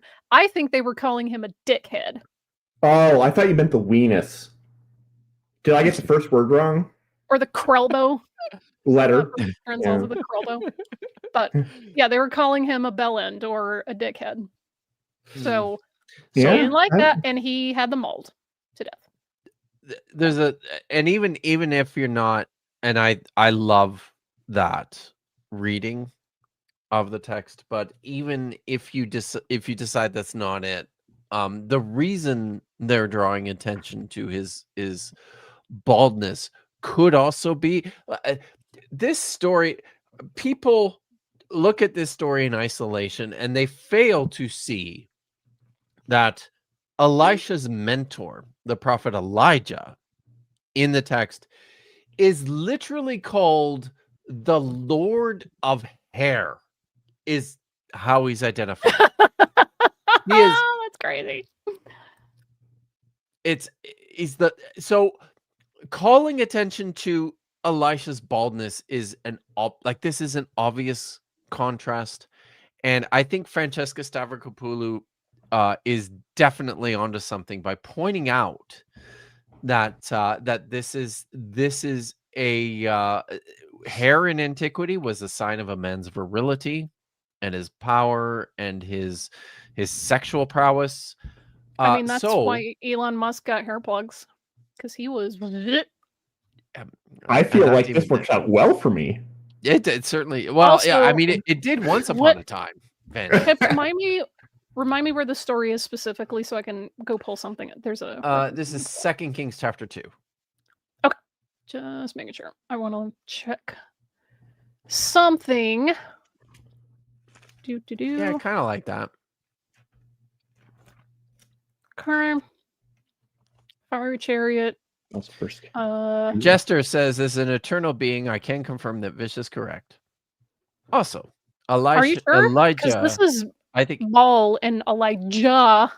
I think it's supposed to be Elisha. Elisha. Yeah. 2 Kings 1? No, I'm looking for the story of Elisha and the bears. I'm not looking for Elijah and the prophets of Baal. Oh, no, I said 2 Kings 2, didn't I? So Yeah, that's wrong. Not where it is. It's this story, Elisha and the bears. Kings. Yeah. It's 2 Kings. Is it then? 2 Kings 2 is is Elijah going It's up not to heaven. 2 Kings 2. Let's take away his PhD. Is it chapter 8? Maybe it's 8. This is why I'm asking. I'm sorry. I am sorry. I didn't memorize the entire fucking Bible, everyone. Can you look in well, you know what? You know who we need? We need Apologia then, because he memorized the whole New Testament. He actually did memorize. This isn't in the New Testament. Also, can you just I know on it's the not. description? Oh, yeah. I can absolutely do that when I find the fucking thing. This 2 Kings. No, it's not 2 Kings 2. Stop telling me this. It's not. Oh wait, here we go. Thank you. Here we go. Verse 23. Thank you. I was right. It is 2 Kings 2. I was right. Yeah, but it's not. Anyway, okay. Anyway, I found it. Thanks. So, question. You were right, question. Shh, Kit. Okay, let the lady talk. Where is Bethel? It is west and a little north of Jerusalem. Okay. Whose territory is that? Is that Judaic territory? Is that Samaria? Judea. So it's so that is properly Judean territory, although it's kind of right on the edge. But yeah, it's okay, because this is why I was asking, because I saw someone in the chat making a suggestion, and I know they were just riffing, but dude, this is a really kick-ass reading. So let me pull it up. Because he's circumcised. And I was like, what if these are, foreigners of whatever stripe? And so he thinks, yeah, it's justified. I mean, this is our turf anyway.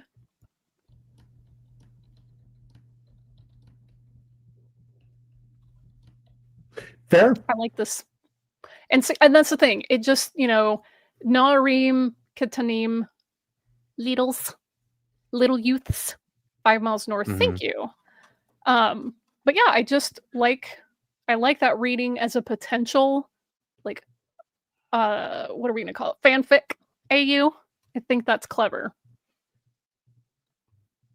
I don't see direct support for this in the text. Doesn't make it not valid. I'm just saying, damn, that's actually kind of a cool riff. Shout out, Kinetic. Nice. And the God who appointed him, their insult, go up. It's a completely Wasn't random. Snap again.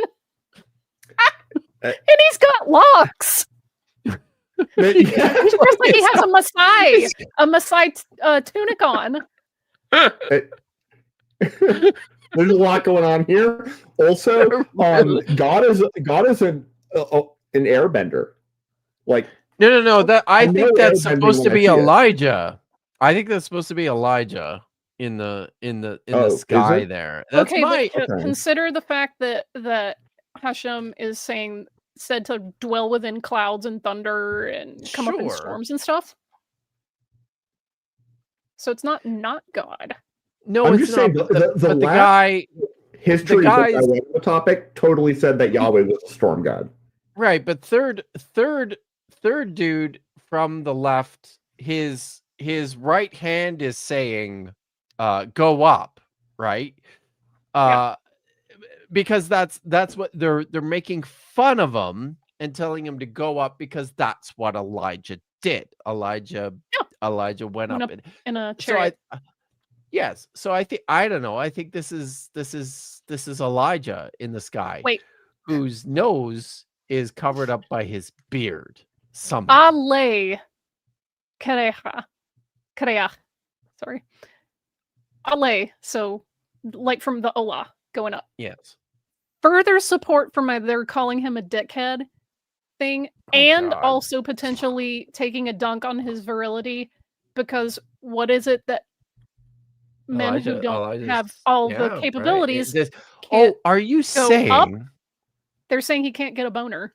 Listen, are you Maybe they're making fun of suggesting, that. Vish? I was just going to say, you're suggesting this is the first documented occurrence of erectile dysfunction. Wow. You're saying very you're nice. a dickhead and you can't even get it up. Wow. Ow. Wow. Yeah. That's It's not ideal. harsh. Not ideal. No. That is I mean, harsh. if They were that taunt. were any other guy, I mean, you see how gym bros get when you start dunking on any of their physical aspects. They're like, I will kill you. I will rip you in That's half. fair. I really don't. Do you know how much time I spend around gym bros? Exactly as much as it looks. Tempting him to ascend like Elijah had, daring God to show up. And Elisha feels the weight of the Another moment he outfit, turns. And as Another staff. Yeah. Yeah. I like this one. It's got a flared base. That's, it's good. 2 Kings 2:24 records, he pronounced a curse in the name of the Lord. That Okay. Kalalim? I'm sorry. I'm not like a scholar of this topic. You're an but to astrophysicist. me, I hate you with every fiber of my being. I don't have the energy to stand up and do. I can. It doesn't matter. Isn't this like a violation of like the commandment? I feel like this is not a sanctioned way of using the name of the Lord. Of dealing with so actually that's not a bad point, Vandy. That so I mean there Always is a the tone of command. surprise. There is a command in Exodus 20 to not invoke the name frivolously or without just cause. So maybe this is okay. Maybe using his name to call a curse on people, though. That's fine. I wouldn't describe that if as you're frivolous. Elijah, apparently that's fine. So, I mean, well, even in Exodus, God does a lot of killing of people, right? So, like, the whole firstborn thing feels like a broad brush. Just saying. I know this might be silly to ask because Kip has had more alcohol than me, but I'm gonna ask it anyway. Do you just happen to know what Kalal off the top of your head means? Before I get to it in Hollow. It means curse, doesn't it? I mean, I know that's how they translate it, but that's how they seeing translate if there's like an This is how he translates it. I'm about to get to this page in the Hollow. Right. Yeah. Hang on. Do you guys want to share something? Because I'm lost. I'm sorry. Interesting. Oh yes. Oh, that's a very good point. So if you're talking about Ninjester's point, then no, it's not. It's not a good point. It's. Thank you for the super chat. But I'm not an astrophysic weasel. Interesting. So no the root kalal to lighten, as in to make something lighter. And if it's in the call, it's to be smaller and significant, to be faster or swifter, something. But this is not the call. It's but not the call. I'm just going through. Let's see. It's lame. You call a lame. Yeah. Very you call a lame. Sorry, Vandy. It's okay. I'm trying to like figure out who's going to ban me because Maya seems to have disappeared. Vacated her responsibility. So there are others here with the same power and authority. Yeah, no, I'm working on it. Yeah, yeah. Authority has been given unto me. Yeah. So by the way, Jester, thank you for the $2. Astro Fizzy Weasel. That's pretty good. I mean, my anger, like at a certain point, it saturates, So yeah, not out of wounded pride, not because. No, it's because of my wounded pride. That's why. They weren't talking about me. Sorry. Oh God! Now the curse back. treating whole. So this is wow. There's a lot. I went back. I was gonna like go here. through the bit again. Of the Lord, not out of wounded pride, not because he was thin-skinned, but because Israel was crossing a dangerous line, treating the holy as common, the sacred as a joke. Wow, are they running towards the bear? We have bears. Where's your whiteboard, dude? It's right here. I have it. It says bears on it already. I Wait. don't know if you can see it. How? Only a few of them look concerned. There is one guy running toward the bears. There's Why two are of they them that are running? excited about it. We have bears. Look, we got the bears. One of them has no legs. Beautiful. It's the bears. Okay, look, I'm sorry. No The bear's legs. hands, inconsistent claws, and it can't decide if it wants to give them human hands or cartoon animal hands. I need to. It can't decide how many thumbs. One of these guys. I don't know if I don't fingers think on one anybody can hand. This is see insane. my cursor. Does anybody have a No, cursor can't. available? Because the guy on the left side, the guy from who's kind of in the This middle guy. row on the far we'll No, talk about him in a second. Yes. not this Oh, guy with the eyes. No, we'll talk All about right. him in a minute. But go to the far right side. The guy with the teeth. Look at He's this. excited. It looks like he's ready They're to eat filed. the bear. He's ready He's to like, eat the finally bear. my He chance. He's like, yes. and the guy that Benny pointed out in the first place is just like, "Roar, bears, I'm so angry at you. I'm gonna get you." Okay, but It- look, Vandy, go 2 spots to the right. Hold on. To the 2 right. spots to the right. This guy. One, there, that guy. Look at his legs, Give me a or lack moment. thereov. He has no feet. He has Oh, no no, okay. No, his foot is He's running on stumps. with what seems to be The arm coming out of the guy's head. It's an extra arm. It's like growing What's out of the back of his origin head. This line is an Oh my God. interesting question. This is it. This is it. This is the right to bear arms. Nobody can misinterpret that. Okay, it means the right to bear arms, right? Like I Yeah, I was gonna say the bear has a coat nail there. oh my god. Now I feel Okay, like bears in the Bible. Okay, bears in the Bible. This is great. Oh my God. actually hold on. I probably shouldn't share that No, because don't do that. No. never mind. There's a great Family Guy bit about the right to bear arms, and it means this. But if I show it, then Kip will be persecuted by everybody. Then Can come. I Okay. Oh, you- Also, since this verb is in the PL, Kip, Kalal. it is in the PL. Uh-huh. It means to Which mean- designate something as too lightweight.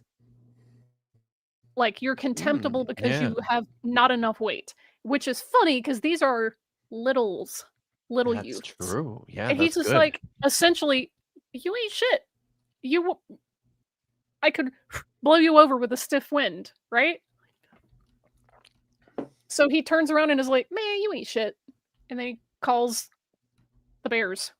Listen, I kind of feel like before we continue with this video that we should probably just watch this very, very quickly because it's really short.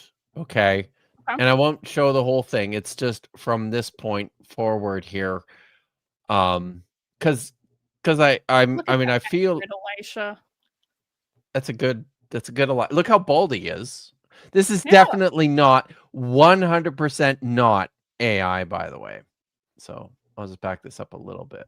Look how sad he is. He's so sad. Here we go. For a man of God would do. In the name of the Lord, I curse you.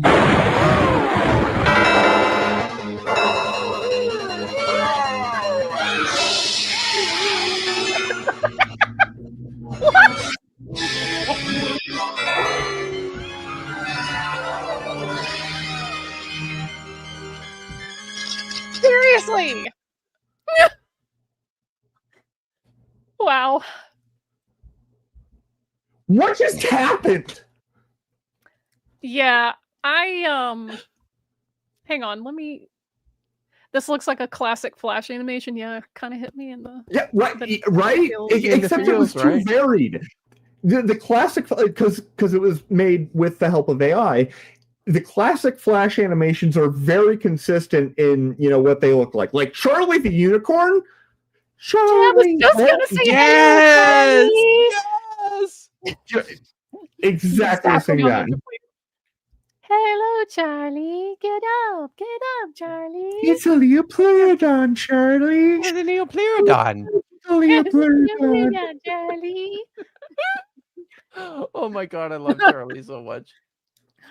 Listen, we had a different type of brain rot. I can't get too upset at the youths for saying 6'7" because we literally had that and salad fingers. So by the way, yes, my longest running Facebook chat group is the name of the group is Llamas with Hats. I like hands, okay? Sometimes I get a craving that only hands can satisfy. What can I say? All right.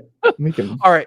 Should we continue with this? Female bears came out of the woods and mauled 42 of the youths. It's brutal. It's uncomfortable. But it isn't random. It's a divine wake-up call. Dong! It's telling them to make a run for the border. They're open till 1 a.m.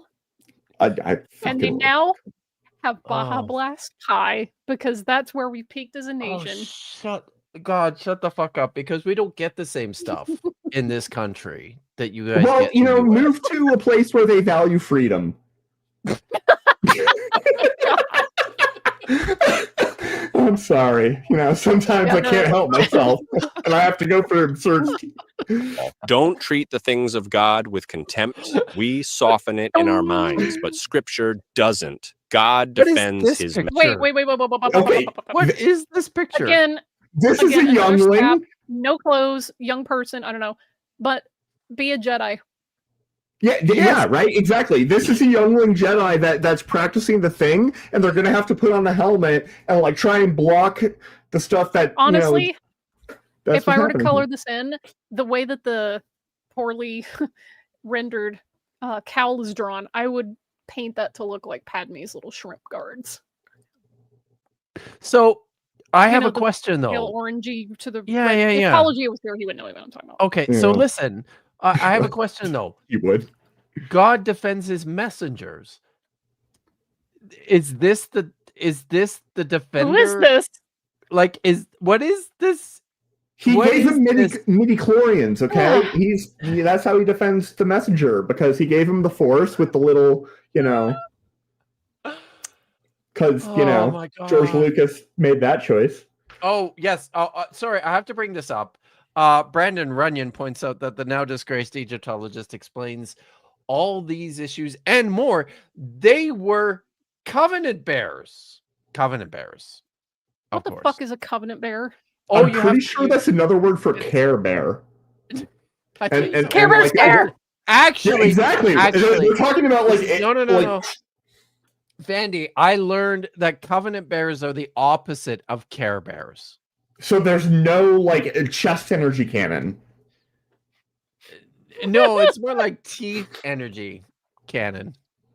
All right, because I don't really do very well with the chest energy cannon thing, because I don't really lift. Yeah. The bears are polymaths. Brilliant. Message and his messengers, not because they're flawless, but because the truth they carry is life or death for the people who hear it. No. What? Life or death, 2 or pig snout. 2 goes up. Pig snout is just Pig snout. What? Usually this day. What is this indicating?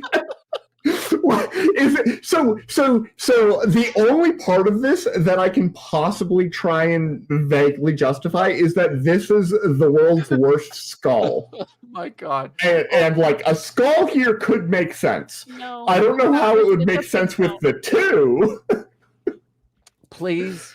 And maybe hold on. No, stop. Wait, because I am taking a screenshot, and we are having a new emoji. For Good. Is it I will okay? help you make is it two themed? Is it pig snout themed or Pig snout. both? Oh my God. You know what? Okay. Hang on, there's Wow. already 2 emojis for this.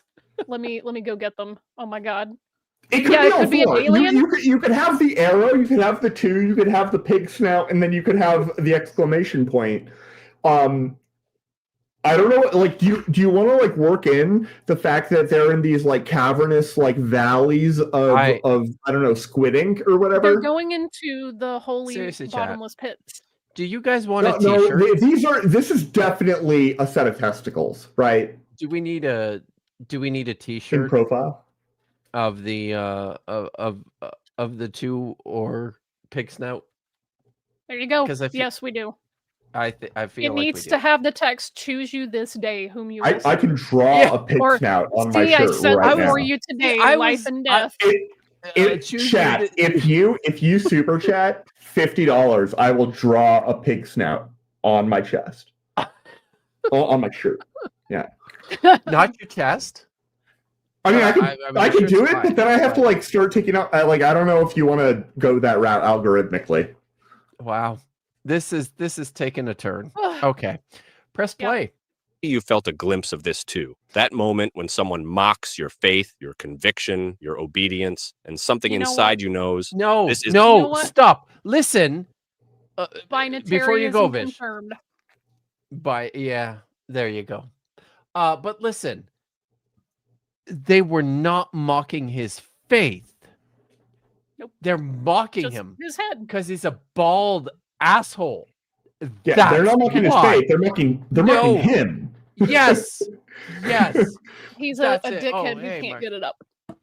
Yeah. You know, That's yeah. it. Good to see you, Mark. Hey, Mark. Oh, hi. Oh, hi, Mark. Oh, hi, Mark. Yeah. I need one of those. And oh, hi, Mark.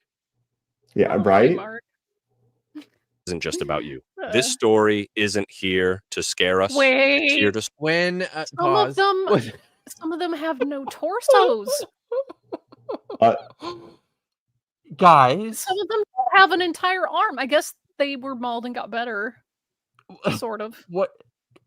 What is coming out of the clouds? Yeah, canonically, what is coming out of the back there, and there, and there, and there, and in previous images? This is not the first time it showed up, but it's the first time it's been so prominent. Because this guy doesn't have it. Or this guy. I submit to you, may it please the court, that not only is it not raining snakes, I submit to you that the group on the right-hand side under that cloud smell really bad, and those are stinky waves. Yes! Thank you! That's what I'm saying. Oh my god. Now that you've pointed it out, like, this is undeniable. Mythicism confirmed. What a nation loves! This also could be something from the Night Vale universe. If you guys are at all, All hail the cosmic sperm bank cloud. Yeah, yeah, exactly. sober us. Because when a nation laughs at holiness, when it mocks what God calls sacred, when it Another rejects outfit, the voices sent to call it another back, hairstyle, Another staff. Yes. And now there's lightning. And yes.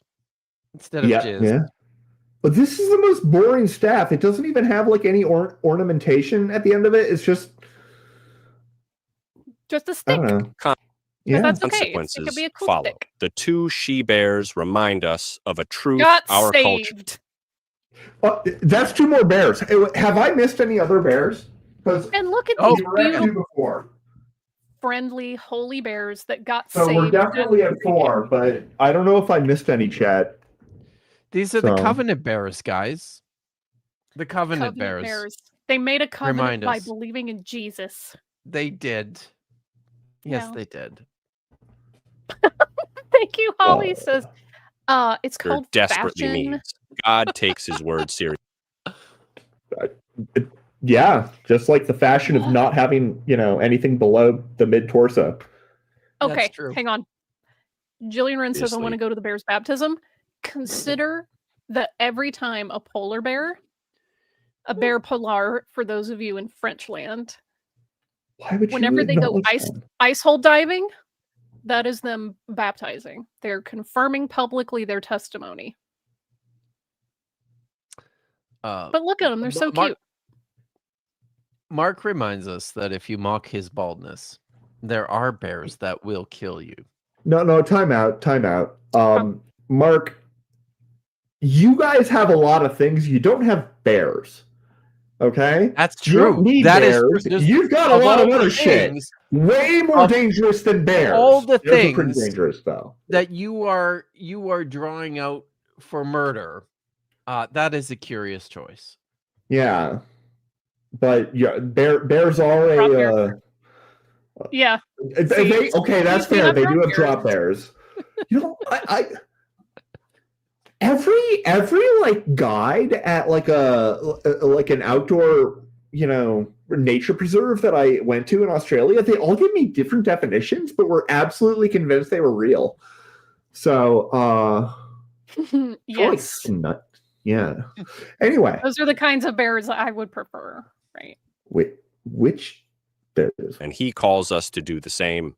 The donkey that saw the Yes. angel. So that's What if I it. told you the Any only one listening? Kids make fun of you, call animals out of the woods to maul them to death. Over 40 of them. Yeah. Mhm. Over 40. So, Yeah, but if you just- have a just- magical, like, 42. shape-changing staff... Wait, of course, it's the gospel message. Remember the graphic that had the 2 going up? Because that's like salvation, right? This, they killed 42 youths. Because the whole time I'm like, wait, but isn't 42 the answer to life, the universe, and everything? Where's No, the 4? Douglas Right there in the Adams. text. 42. And Douglas Adam, like, okay, his last name, Adam, like, I mean, there's an S, but, like, is that a coincidence? I think No. not. I think not. Before we And the before S we move stands for on, serpent or snake. It Yeah, came along probably. with Stands it. for and it salvation. hijacked when he went Could back be in that. time. before we move on, hold on. Donkey. I just want to remind everyone. Vish did draw attention to this earlier. These are ketonim yeladim or na'adim. Littles. Ketonim Littles. na'adim. Little. These are Tiny. not. These are little boys. Itty Little bitties. boys. Just little guys. Yeah. So, moving on to the donkey here. To donkey. guess. Donkey! The God in this story wasn't the prophet, but his donkey. Numbers 22 introduces us to And that's Balaam, it. a prophet. Oh, okay. I Was like, that wait, it? what? Yeah, Oh, wait, I no, mean, no. It's He's still, just- He just smash cut from here to Baal and his Yeah. prophet. Balaam. Yeah, Balaam. let's double check. God takes his word seriously, and he calls us to do the same. The donkey that See? saw the angel. Just What if I told you the animals, only like- one listening to God in this story wasn't the prophet, but his donkey? Numbers Wait. That's not correct. That's literally the opposite of what he did. He actually did listen to God. He He blessed his absolutely food did. 3 times. And then he says in his own words, what am I going to do? Not obey him? I can't curse Not you on- because he's blessed you. He didn't Not only see the angel in the Oh, road. right. Is this one of the stories where God is, like, giving them a puzzle that's impossible to solve, and, like, anything they do is, like, kind of wrong? It is one of those stories. In terms of what Vandy's getting at here. I'll just point this out quickly because we read this recently in Hebrew. So in Numbers 22:15, it says, "Then Balak, the king of Moab, sent other dignitaries more numerous and distinguished than the first. They came to Balaam and said to him, 'So says Balak, son of Zippor, please do not refuse to come with me. I will reward you richly and will do anything you ask of me. Only come and damn this people for me.' Balaam replied to Balak's officials, 'Though Balak were to give me his entire house full of gold and silver, I could not do anything big or little contrary to the command of Yahweh my God. So you two stay here overnight and let me find what else Yahweh may say to me.' That night, God came to Balaam and said to him, 'If these men have come to invite you, you may go with them. But whatever I command you, that you shall do.' And that is exactly what he did. does. He just follows through. He follows through.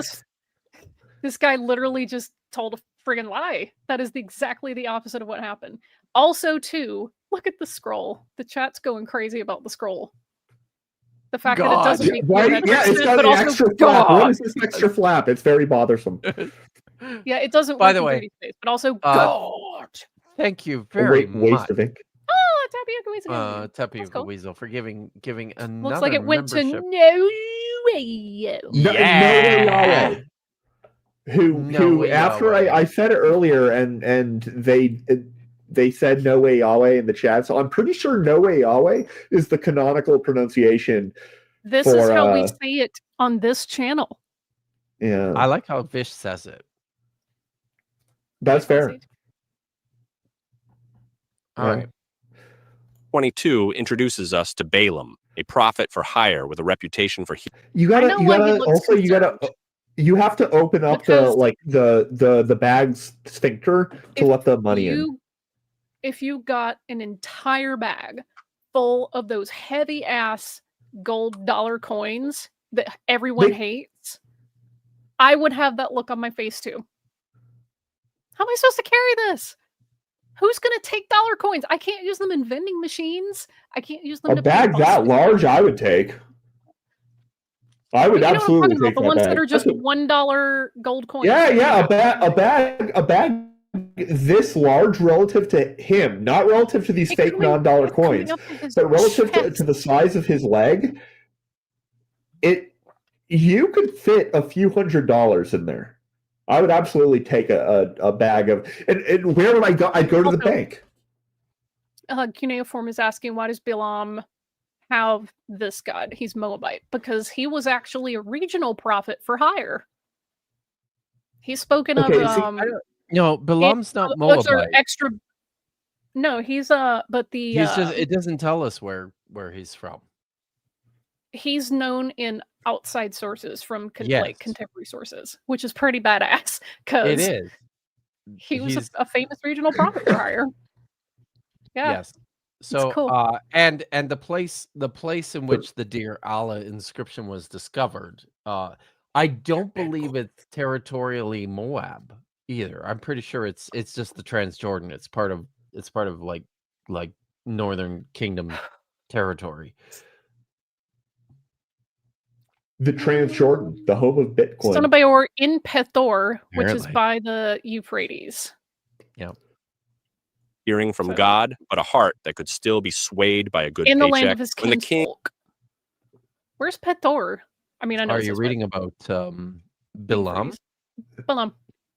It says he's from. Yeah, Balak was king of Moab, but Beor is his dad. Pethor, which is by the Euphrates. Where the heck is that? I don't know. Okay, this is the most AI-generated image that we've seen. Shit! Look at this. So far. What the hell is this? Is he lassoing a cloud of coins? He's lassoing a cloud of coins. It doesn't make any sense. Why are they weapons? Is he lassoing it, or is it like it looks like it's caught on his hand?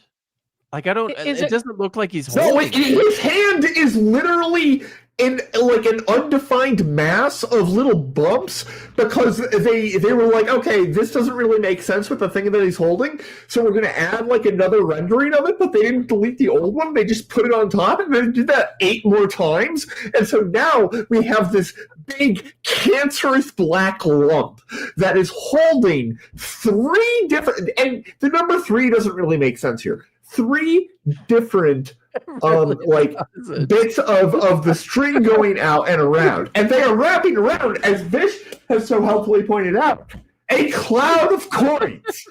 And this is not. If you want to use a rope to confine coins, you should consider something else. But if you're gonna do it, this ain't it, Chief.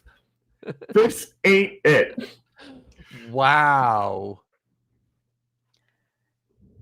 But the sadness is deserved, and the coins are definitely going. Do you want to know some interesting Hebrew stuff going on? Nice, yes. So, Balaam ben Beor, Petorah. So, this is written really weirdly. Instead of asking where is Petor or Petorah in the Hebrew, when it says it's by the Euphrates, it just says Al Hanahar, so the river. What if we looked at the root of that word?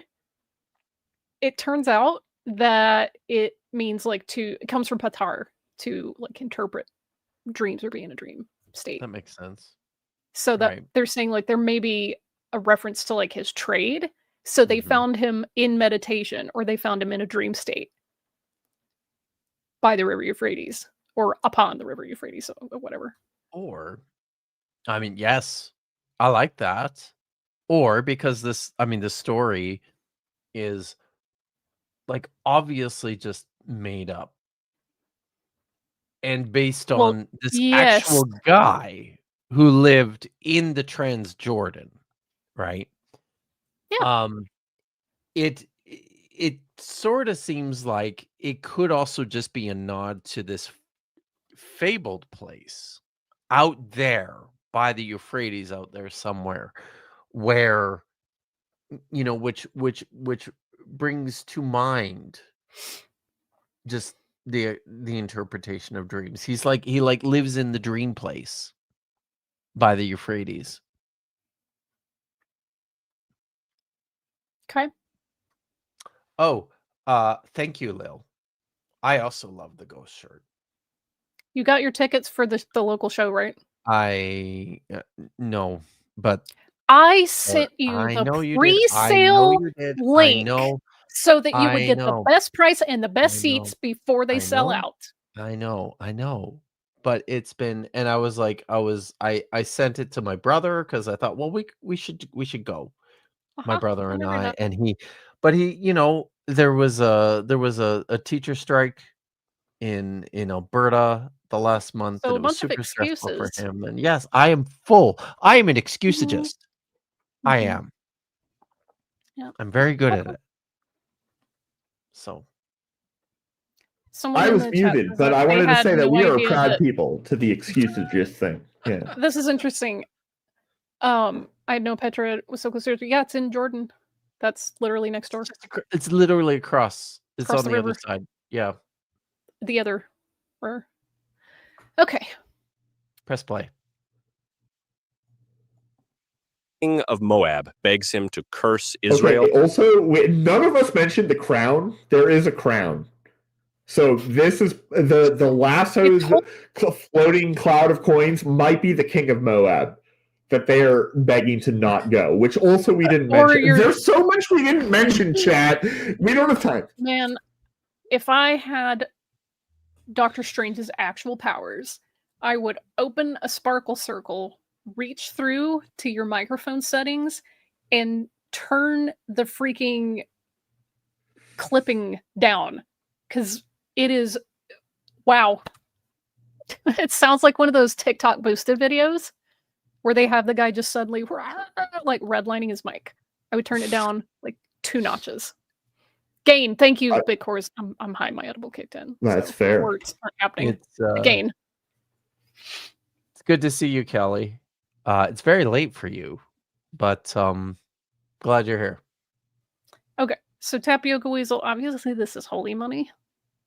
Oh, obviously. That's legitimate. I mean, it's crowned. It has to be. Balaam knows.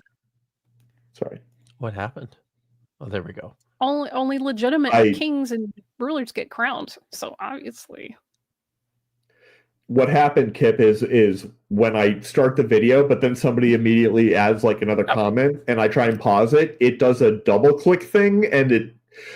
He shouldn't go, but the promise Nobody of cares. honor and reward keeps tugging at him. Eventually, he saddles his donkey and heads out, determined to follow the path that benefits him most. So but who God, is that guy? Oh my goodness. In the donkey's like, He really is. about to ruin I'm about to end this man's whole career. Is that supposed to be the Satan, the angel? Yes. Who is standing in the glowing. way? Has to be some kind of divine being. They're glowing. Is he now? Listen, I am not. This is not a PG show, but look at that figure in the distance and tell That's me unfortunate. What is he doing? That's unfortunate. What is he doing? Yeah, I get it. The donkey's like, wow, guy. 3 times, and then I feel like he's doesn't dancing, the right? doesn't the angel, or well, it's the Satan, the adversary, say, if you hadn't moved out of the way, I would have like cut you down with my sword? And the donkey's probably thinking, well, yeah, that's why I was trying to like not head that way. Right? Like, because the donkey is definitely not going down the road, right? Like, we can. That's true. That's true. Yeah. You never jack off to a guy in a donkey? Spoken by an Australian, that tracks. Oh my. They're just Best part about my visit to Australia, all I'm going to say. has Listen, other if- plans. If As the Balaam Deep South is the United States' rednecks, then Australia is England's rednecks. Oh. Wow. She said it, not me. rides down the narrow road, the angel of the Lord stood in the road with a drawn sword in his hand. He looks uncertain. The angel of the Lord looks uncertain. The donkey is probably shrieking in pain because he just grew elephant feet. No more hooves. What? No, not an ungulate. The donkey now has elephant feet. Did he grow elephant feet, or did he just have his hooves Go back. like amputated? No, nope. Those look like elephant feet. It's true. Perfectly Yes. defined hooves. You're right. No, but what I'm Curved saying legs, is everything, also... like the little knees and everything. You can. Oh yeah, there's no knee. You're right. There's no knees, but to me, it still looks like there's a puddle of blood. Is what I'm saying. I think it's a shadow. It kind of does. Road, the angel Who knows at this of point? the really. Lord stood in the road with a drawn sword in his hand. I'm sorry, Numbers. but why Nobody does makes the a sword sword look have a flared tip? Exactly. They don't. That's not how swords work. I like 22:23. Balaam, the spiritual expert, the man. Look, if I were the donkey, I'd be like, hey, asshole, do we have to walk through the gutter to get where we're going? Like, we don't live in a city in the future. Why are we going through the trenches, my man? There's a guy that's got his naked flared sword out. What are we doing? Why this isn't flared. There's no flare. See, is in the speech balloon, in the thought balloon above the donkey. Road is the angel with the Two-lane wings highway. coming out of his head, holding the sword by the blade? Blade. It's an angel. They're badasses. Yeah, yes, but Does the also angel at like a have his weird head? angle because they're holding it. They're holding it like this, or like The this. wings.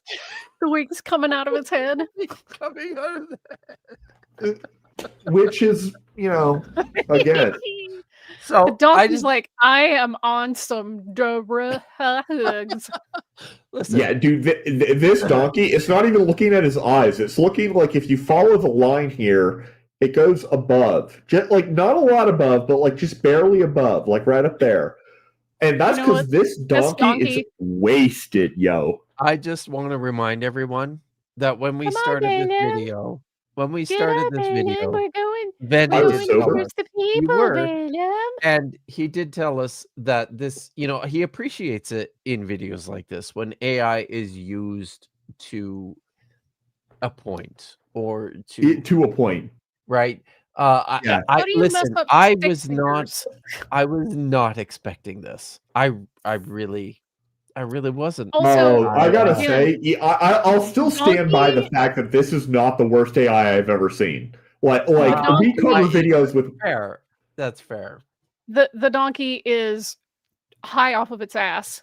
Yeah, totally. But But it's also like this guy is an idiot. Why are we walking through a ditch when he's imagining a 2-lane highway? Yeah, right. Okay, a 2-lane highway with I thank you for bringing this up. But with on the side there are also dashed lines. Maybe At it's least a very in the United States, that is not how roads work. If there's a dashed line, it is not at the edge. If there's a line there, it is a solid white line. Maybe there's just 2 really, really, really huge lanes on either side, and like the center is for animals or people. I don't know. Pick one. But what goes on the big, huge ones are probably like chariots. They need more space. More space. Okay, yeah. And supposedly attuned to heaven, sees absolutely nothing. But the donkey does. First, she bolts into a field, then she crushes What is happening? This is like the thing. The donkey is sweating, crying. Yeah, but that's a smile, right? It's Like to me, it looks like a smile. It's got 3 hooves in the front. Yeah, because they got amputated. This is a blood puddle. This is the point I was making earlier. You have 3 front hooves, and then you have someone falling. Who are these people? No, hold on. Okay, they have 1 front hoof, and it's the one in the middle that got amputated from one of the other 2 and put there, and the other one is that's gone. It's gone forever, and all we see is blood. This donkey has seen cosmic horrors beyond what the mind can process, and is weeping out of just cosmically mad ecstasy right now. Like it's just the end of the color out of space. This donkey that here has momentum. Look at it. Watched the movie that we watched the other night. Which one was that? Color out of space, which I said out loud. Did you just say that out loud? I did. In fact, I've been drinking. Have you seen the size of this bottle of Crown Royal, Vish? To be fair, Vish, like you're a Johnny Come Lately in the stream. We've been at this for a while. I'm high. Yeah. I'm playing at the same handicap y'all are. But we haven't even talked about who these people are. Who are these people? On the back? Well, this is a person with a uniboob that wraps around the torso of this person. I don't think you understand what uniboobs are. Because they're not. I agree with you. I'm using it as a didactic choice. This is an external entity that does not normally exist, but it's coming. Well, I guess in this case, it's coming out of their neck. So it's like a goiter. It's like a goiter that reaches around and then intersects itself. It is self-intersecting. It's to answer. I'm not wrong. No way, Yahweh's question. It is 1.75 liters. That is 1,750 milliliters. Milliliters. Yeah, this is the thing that I was looking at. Is the legs and arm fusing into each other? This is just the color of space. I'm just troubled by I know that. Look. Here's the thing. I know this story. Okay, I've read this story a number of times. Who are these people? It's supposed to be Balaam falling but I don't know why he's. Well, okay, so what are they both? They're both Balaam. It's supposed to indicate that he's falling, and I don't know why, because at no point does he fall off. It pinches his leg between the wall, like in the donkey's body. So I don't understand. Okay, I want to. This is a carving. It's a stone carving, and what they used as the base of the stone carving was, okay, it's a salt carving. I realized I had to edit there. What they used as the base of the salt carving was Lot's wife, just frozen there, looking back, and then they carved Lot's wife into a donkey with ballistically traveling sweat. No, we're bringing this back. Okay. Simone says there were two Balaams. It's like the donkeys in Matthew. And the reason for that is that when they were carving Lot's wife, she split over in two. Or it's the story of the donkeys in Matthew, where he rides in on a donkey. And I know the story. I'm trying to harmonize Vishanti, okay? Well, because eventually, who else got frozen in salt? We can put Jesus straddling the donkeys. The way that apologists harmonize this is they say that he just tied them together and he kind of slung a blanket. And then he straddled the donkeys, yeah. However, it's way funnier if Jesus stands with one foot on one and one foot on the other and just those and rides them like the Shai Halud. I still think that the best way to understand that story is that Jesus is actually just levitating above the two donkeys. You can make that argument from. Have you in the academic literature? Have you made that argument? I have not. But is it? I think it's Zioni Zevet has. I think it's Zioni Zevet. So, yes, he sat side saddle and the donkey used the colt as the ottoman. Yeah. Atheist grappling with biblical truth. Anyway, you're absolutely right, Vish, to point out. It was riding another donkey. Good. Oh yeah, like a spoiler on a, yeah. Okay. Yeah, spoiler on a spoiler, exactly.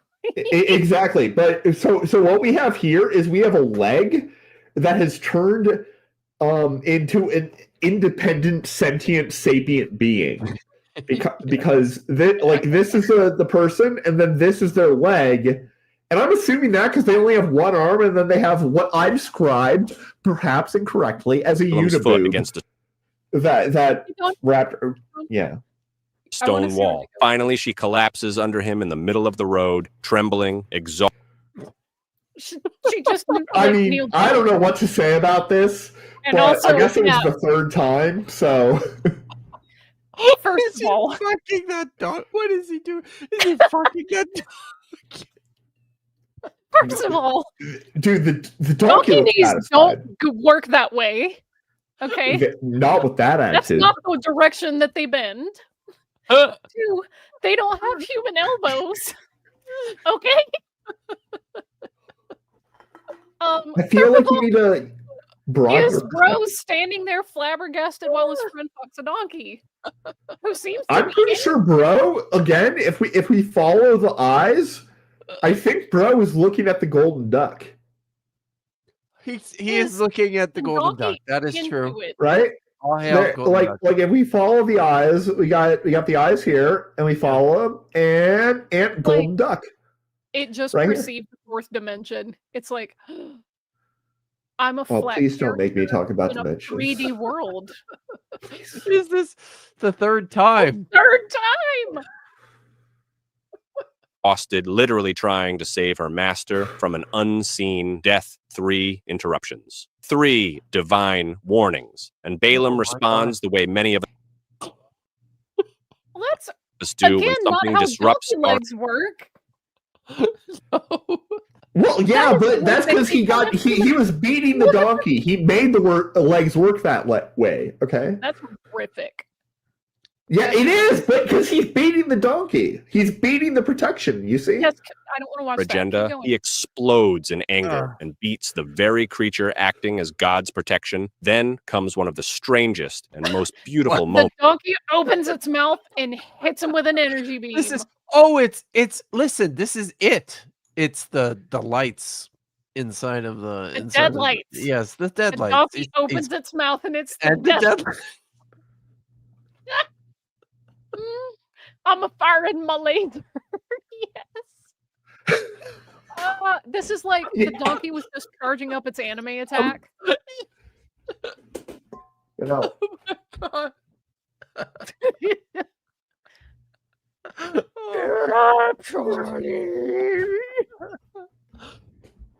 God, like, look at the caption here, though. God opened her mouth, and this donkey's like, "What the fuck is happening to my mouth?" I wish I was wearing this shirt. Oh, it would be very, very, very. yes, reverse. yes. Oh, Can you read it? You should be wearing that shirt every time we stream. God damn it! You're an astrophysicist. You're an astrophysicist. I can't breathe. Go debate. I'm not an astrophysicist. Why are you like this kid? You're a bad friend. All right. God debate club. Nice argument, but I've already tried you as a soy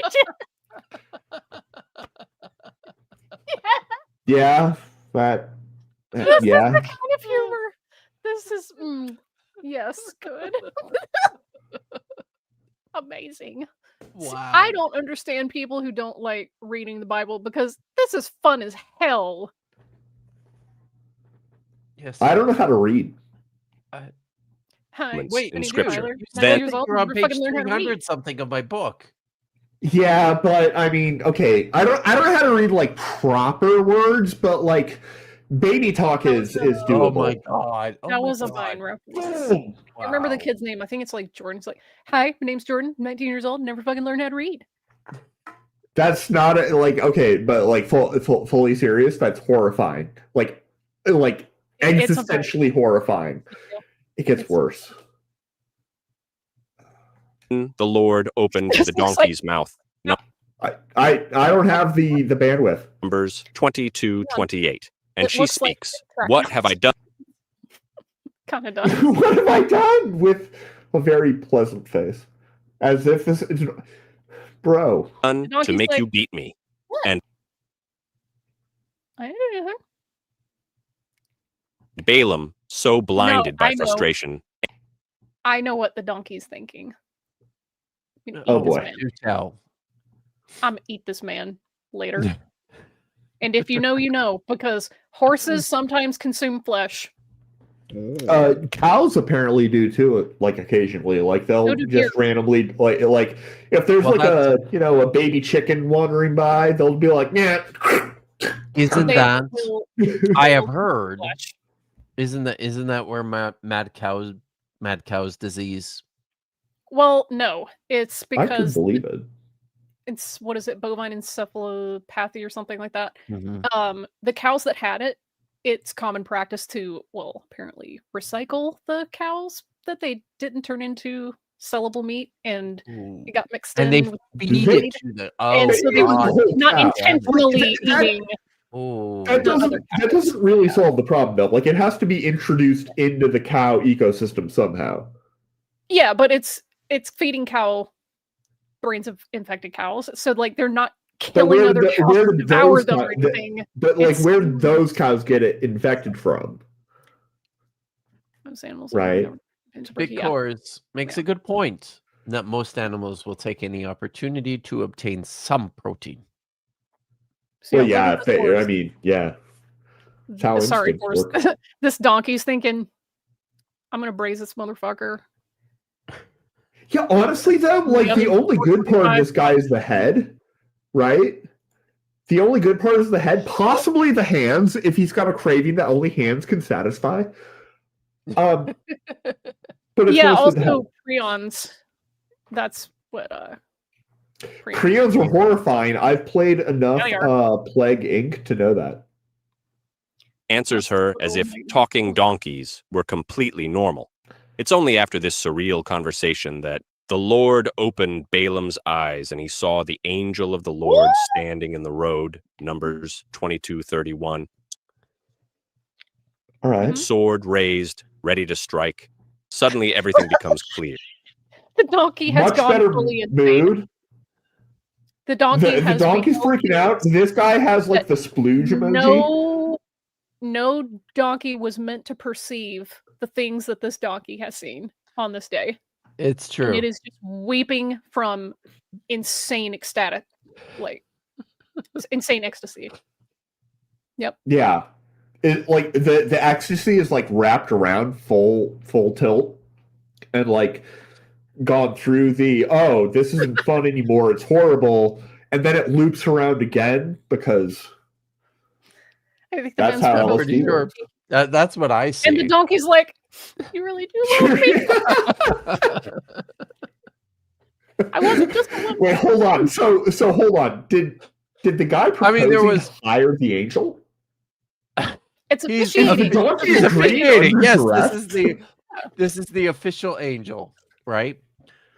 And I mean, we understand why the donkey is emotional about this because he was fucking the donkey a couple of like, panels well, you really Also, do like me. I wasn't just a one night stand. But also the donkey's like, an actual angel's marrying me. My friends will never top this. Or the donkey wants to say no, but this is a shotgun wedding at the with a sword, a drawn sword. Yeah, by an angel. It feels like your options are maybe limited here. Maybe the angel is like, hey, I'm gonna pretend to knight this guy.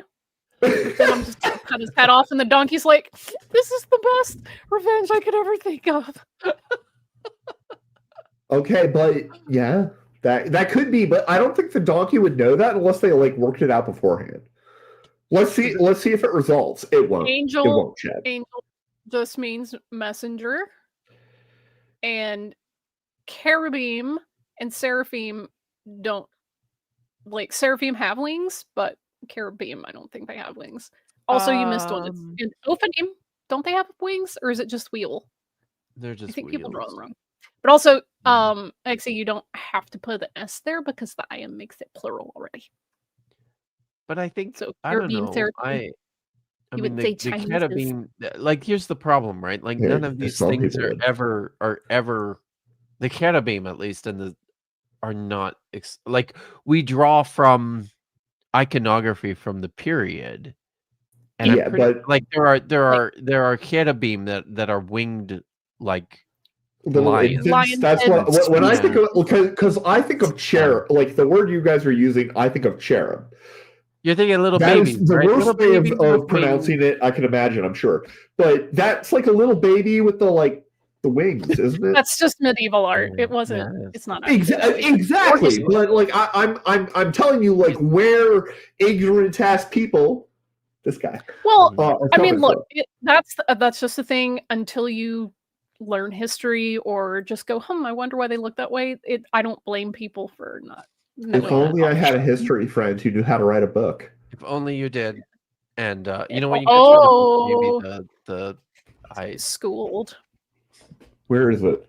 You're not finished yet. So it's someone in the chat was talking about the man praying with two hands, and then there's a secret third hand. Oh my God! Look at that! Oh, but again, it's like why is this AI cartoon? AI doesn't understand anything. It's just math. What is that? I just want to take a moment to, and this is very rude, Kip. I'm sorry. Right. I'm not sorry. We'll put you on full. I wanted to take a moment to one again. Where did I put it? I put it down. Oh, here it is. We're waiting. To hawk the book. Yes, not a book. It's good. Thank you. God's property no longer. Yes. There we go. And you're. I mean, how far are you in that book? I'm about 300 pages in. That's pretty good. It's a big book. Yeah, 287, I think. All right. Wow. Yeah. So chapter 11. There's It was great. I had a conversation with my mom about this, who's like still so my mom is like currently a devout Christian woman who we had like an hour-long conversation where I was going through various points, and she was like, that doesn't sound quite familiar. And then we both pulled out the Bible and like went through it, and we're like every time it was like, oh yeah, no, that was how that story went. Wow. And like the story of when they were fighting the king, that not like one of not a king that one of the Moabite kings, I think, and that king, like when they were losing, decided to do a human sacrifice, and then you presented it like the both the stories, and I was like, okay, yeah, well, this is from First Kings, and she was like, I don't quite remember that, and I was like, well, Kit better be right about this. And like she pulled out her Bible and we went through it, and it was great. But that's not the only. I also am going to shamelessly shill for Dr. Josh's I have book. to. Yes, let's shame for Dr. Yes. Josh's books. So Which are also Joshua Bowen has written multiple books. Many books. He just released a new one today. Today, I don't have that one. But no. I've got the does the Old Testament. The Atheist Handbook. The Atheist Handbook is the one I'm holding up. And does the Old Testament. By the way, or endorse slavery. What the hell? There we go. There? I actually have an early draft of Josh's book because. Which one? I'm sure you guys both get early drafts of all these books. The one that he just put out. Oh, the grammar. I was in the class cohort when he decided to start writing it. Mm-hmm.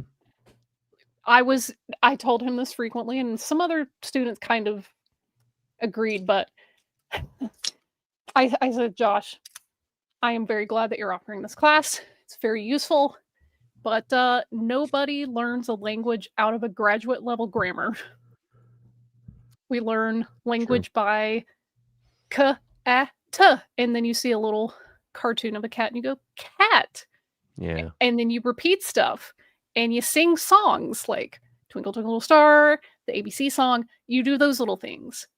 You don't get a graduate level grammar. So the way that the book would try to explain stuff would just not click with some of the students, and he would have to go through and be like, okay, what he's saying, and he would draw it out. We're like, oh, well, why didn't he just say that? And that happened enough times where he was like, if I were going to teach this chapter, here's how I would teach it. And he just started doing it, and now here it is. I'm like super excited because it's a much easier, more straightforward way to learn biblical Hebrew. So I'm super excited for it to go out. No, that's awesome. Yeah, it's awesome. Yeah, Simone, you don't need it. No. But yeah, that's true. Mm-hmm. But don't let that stopping gonna do very well from buying it either. Yep, so. That's what we were using. Fucking Sao. So it's snoozeworthy. I feel like Brandon also took Hebrew in your cohort, didn't he? Yeah. You were in the cohort, right? I'm high right now, so my brain's not working on full. So, but yeah. Yes. That's fair, Simone. If your wallet stops you from buying it, there's other things that. I did like the back little section of the book because it's just all these conjugation charts that I liked. Very useful. Yeah, but I mean, Josh's book has that too, and most Hebrew grammars have that. So that's true. But the conjugation charts are good because those helped me with Spanish. Sure. But explaining the ins and outs and all these other things the way a graduate level grammar does, that's not the way humans learn language. Yeah. So All right. So Josh published volume 1 of his introduction to Hebrew grammar today. May it have much success. May it. All right. Should we get through Balaam? Yeah. And maybe call it a night because it's already after 10 here on the Pacific Coast. Yeah. And we've been going for 3 hours. You're gonna need to train yourself to stay up this late because we're gonna be on the East Coast. Oh, I know. God. Yeah. Sucks to suck. Donkey wasn't defying him. She was delivering him. It's humbling, isn't it? The prophet was blind. The donkey is discerning the least likely character. What is he wearing on his What head? is happening?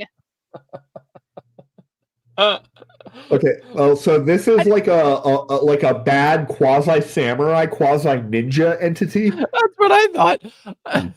That's what's happening. That like, Yeah, that like explains the donkey, because the donkey's like, does bro just okay, pop up the and donkey is start explained by the whole everything about what's been going on in this video. I feel like Man, I that feel like we donkey's don't going need through it, more babe. explanation for the donkey. That's just me. Understood God better than the man with the title and the calling. You've probably had moments like that yourself, so determined to force your plans forward that you mistook God's mercy for an obstacle. This story reminds. I saw somebody bring up a creepy bearded guy, and I gotta say, I don't have Blah, a blah, blah, blah, problem I'm with handling creepy it. bearded guys. Is it me or is it Vandy? Or maybe it's both of us. It's a spammer. Oh my god, y'all chill. It's Okay. dealt with. Jeez. You know, if you have a problem with weird bearded white dudes, like maybe I'm the Maybe problem. not the channel for you, I guess. Reminds us that God's messengers aren't always loud or impressive. Sometimes the warning comes through the interruption, the setback, the unexpected detour. Okay. Some God's quiet messengers. Go back. You could go forward. That's clear. Stop is also clear. But sometimes the warning Blank, rectangle. the blank sign, the rectangle. What is Void? that? Is it into the void and then stop? Well, What's happening? sometimes, like if you see a street sign, and when you look at that street sign, it just keeps going, like into the sign. It's just void. If you're ever just like driving down with your friends on a road trip and you see that, turn around. Right? Void like ahead. I'm not about that. Like turn around. Do I have a scientific justification? No. Do I have a narrative one? Absolutely. Have you ever watched a horror movie? Yeah, we do that pretty often. Yeah. We do. Pepsi's Black Book. Wow. Ouch. I don't know why comes through the YouTube is interruption, the not setback. posting my comments. Whatever. Probably because you just said Epstein's Black Book. Like, that seems like one of those phrases that once you say it, YouTube might behave differently after it. That's true. The unexpected detour. Sometimes the thing we're frustrated with is the very thing saving us. Is he giving the finger to the frustration block? He's it feels like he's like, Oh, yeah, hey, he is. I want to try jumping over this chasm here. I can make it. Yeah, I mean, depending on the perspective, he could, or be off by because the God who opened a donkey's mouth still knows how to get our attention. And this person, the fence doesn't make sense in 3D space, but that's pretty typical because machines don't understand. Yeah. So, And but is that I mean, there's coming. he's got a good, he's got a strong Wi-Fi signal. But well, because he's speakerphone. He's on speakerphone emitting Wi-Fi. But why is it? What is the delay? I don't know. But also, it might have something to do with this. Behind his hand. Fuck is that? Okay, what the I think is that? Here's what I think. I think it is someone poorly imitating Gibbons' art style, drawing a gorilla face, and he's wearing these are the lips. Futuristic These are the lips glasses. right here. Yep. Yeah, those are the lips, and the rest of it is it's some sort of ape. Cool neo-futuristic like glasses. But it is emanating from the fence. No, that's his hair. Right? That's his spiky hair. Yeah, which is it's emanating. Okay, it's so okay. These people they believe in spontaneous generation, right? Which means we have to explain where this life form came from, and where it came from was the decomposing dead flesh that is the blood pool underneath the fence right here. And so from there emanates the life force. I know. It's a lion. Before it's a lion. Okay. Yeah. Okay. So wow. Pierced. Wait, it's a. Here we go. Here's the setup. It's payoff. So, Yeah. I love very nice. nerds. I do too. Thank you, chat. we wander into something that could destroy us. The ravens who fed a prophet. Oh, okay. Sometimes God provides in So- ways so unexpected that we almost miss. Joe had to piss and wine. Are we done? Send those Well, I ravens. think we're done. But yeah, it's true. So, and I think I'm sorry, Vish, but it's You made me want to. You made me preach to the Ninevites. Do you remember how they totally depopulated and displaced all of my homies? And you want me to go preach to them? And then, not only do you decide not to destroy them, you'll accept their repentance. This is bullshit. This Yo, whole place I gotta is say, bullshit. I'm gonna go thi- sit over here somewhere and just be mad about it. And God's like, all right, well, let me give you some shade. And It took- Jonah's like, no, I'm mad. I'm still mad. He's like, all right, fine, fuck the tree. Get sunburned, bitch. So he complains some more. And yeah, basically it goes on like this. And then the book ends because God's like, well, I can do what I want. Yeah. Jonah's just mad about it. So yeah. it's fun streaming with Fish when she's high. It's good. I like it. This is just the way this story. It's good. That's how I tell it when I'm sober too. Like do you think I'm sober right now? Like I'm on not any sure. level? No. You told me that you were drunk earlier because you're not working tonight because you chose to drink. I don't just drink. Oh, okay. There we go. So we're all pretty cooked right now. There we go. Right? So No, how two of us are baked. How Make that crown goddamn roll big is cheese. it is. But he didn't drink the whole thing. Like, if you ever do get all the way through one of those on a show that I'm doing with you that is less than 5 hours long, I'm gonna have a conversation with you and it'd be like, yo, how? That's impressive. Let me take notes. I'm a drummer. That's what I went to college for, percussion overall. I was in the drum line in a college marching band. Even at the peak of my health and like youth, I could not take down a bottle that size. Most of the guys that I was with could not take down a bottle that size. It's a goddamn gas tank. Like I feel I'm like 230 pounds. I could not take down a bottle that size. I mean, I know I'm like super teeny tiny, but I actually did have a shape when I was in college because if you're slinging around a 20-30 pound drum 4 days a week in the hot ass sun, you can have some muscle tone. But yeah, Van Halen drank that much. Seriously. Yeah. But here's the thing, though, chat.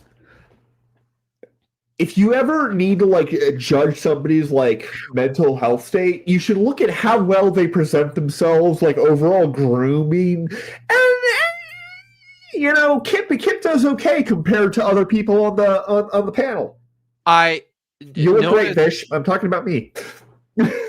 Notice that You're the bird. The bird writes meme. I am uncomfortable when we are not about me. I had the foresight to coordinate today. So You did. I did. Black and purple. Good color. I have the foresight to never make content and have to do anything myself. There's content on your channel though. There's no content on my channel. That's not content. That's like a pointer. Okay, that's like saying that if you have an array of pointers in a specific So this is what I only learned this. This is what Maya does. So yeah, what I could do is just go get my French fries out of the air fryer. So you could do that. That's what I'm gonna do. I would like to see a fit check. Oh, it's the anomaly roux. Nice. From Doctor Strange, which is a fancier version here behind me. By the way, chat, I promise to like draw. I'm gonna go get my fries. Go get your fries. You guys didn't do it. What happened? So we are coming to the end here. It's been over 3 hours. Why That do you let me video, on I this mean, show? what was that? How much did we watch, Vandy? Was it 6 minutes? Did we even get that far? I don't think we did. The second video, we 5? got 4 minutes and 49 seconds. Almost. 4 minutes and Which 49. means that over, like, total together, we got 10 minutes. Sure. I was just gonna say though that less than 5 minutes of that last video just about killed me. Feels like it did. Wow. That was something. So you are we won't talk about your job. I was about to. You're learning. I wasn't going to say anything. Thank you. And I mean, we know you have content on your channel, but you're wait, no, wait. Oh, you're lazy. You're lazy as fuck, and you don't make anything. We know that. We know that. You have a rapidly increasing subscriber count. all right. You know what? But what are you doing? Are you doing anything? You're doing something tomorrow. Okay. I'm doing my day job. Come on. But okay. Probably not tomorrow. I'm not. Well, I have journal club actually. I have to present on Monday for my like lab group. So I have to between tomorrow and Monday 3:30. Come on, you PM. have a standing appointment on Sunday evenings. I don't know what you're talking about. Yes, you do. I don't know what you're talking about. Okay, I've never heard of this Maya Atkinson person who I'm definitely not hosting a show called Bad Science Sunday, which you copied. Okay, because the Weasels are uncooperative, unreliable.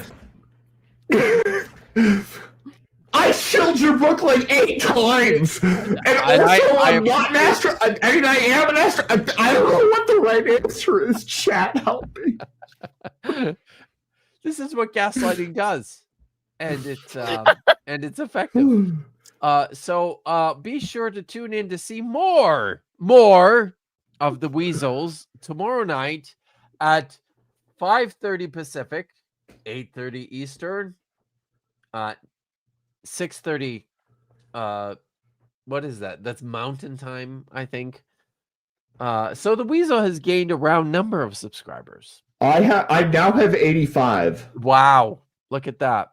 So, wow. I mean, it's amazing how that works when you say, hey, if there's 5 of you that could maybe make the sacrifice to unsubscribe to Tapioca Weasel's channel, you get like twice as many people going, oh fuck, I'm all over this, right? That's the key, is to be charismatically dislikable.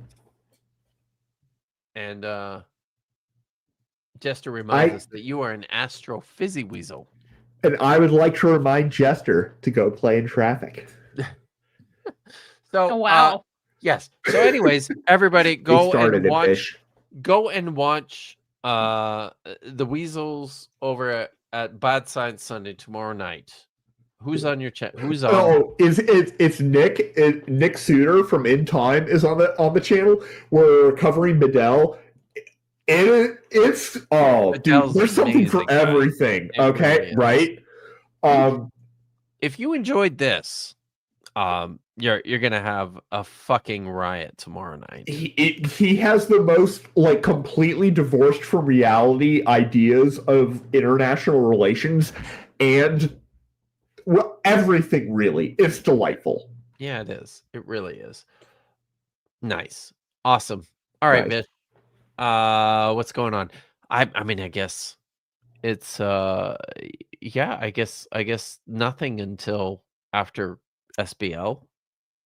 I mean, I'm working on a collab with Chrissy Hansen. I don't know if it'll be done by then, but we did spend like a third of the day scripting and doing prep work, so it's in progress. Oh, that's awesome. Nice. I'm excited about that. So keep your eyes open for that, everyone. There will be Hebrew readings here on Thursday evening. I don't have a guest lined up yet, but there will be someone to join me to continue. No, we're going to start something new. I haven't decided yet, but it'll be fun. So thanks, chat, for coming. Vandy, we have 69 viewers right now. Which is Nice. great. Nice. On that note, everyone, have a good evening. Have a safe evening. And as always, look for the outro here. As always, Hatikva.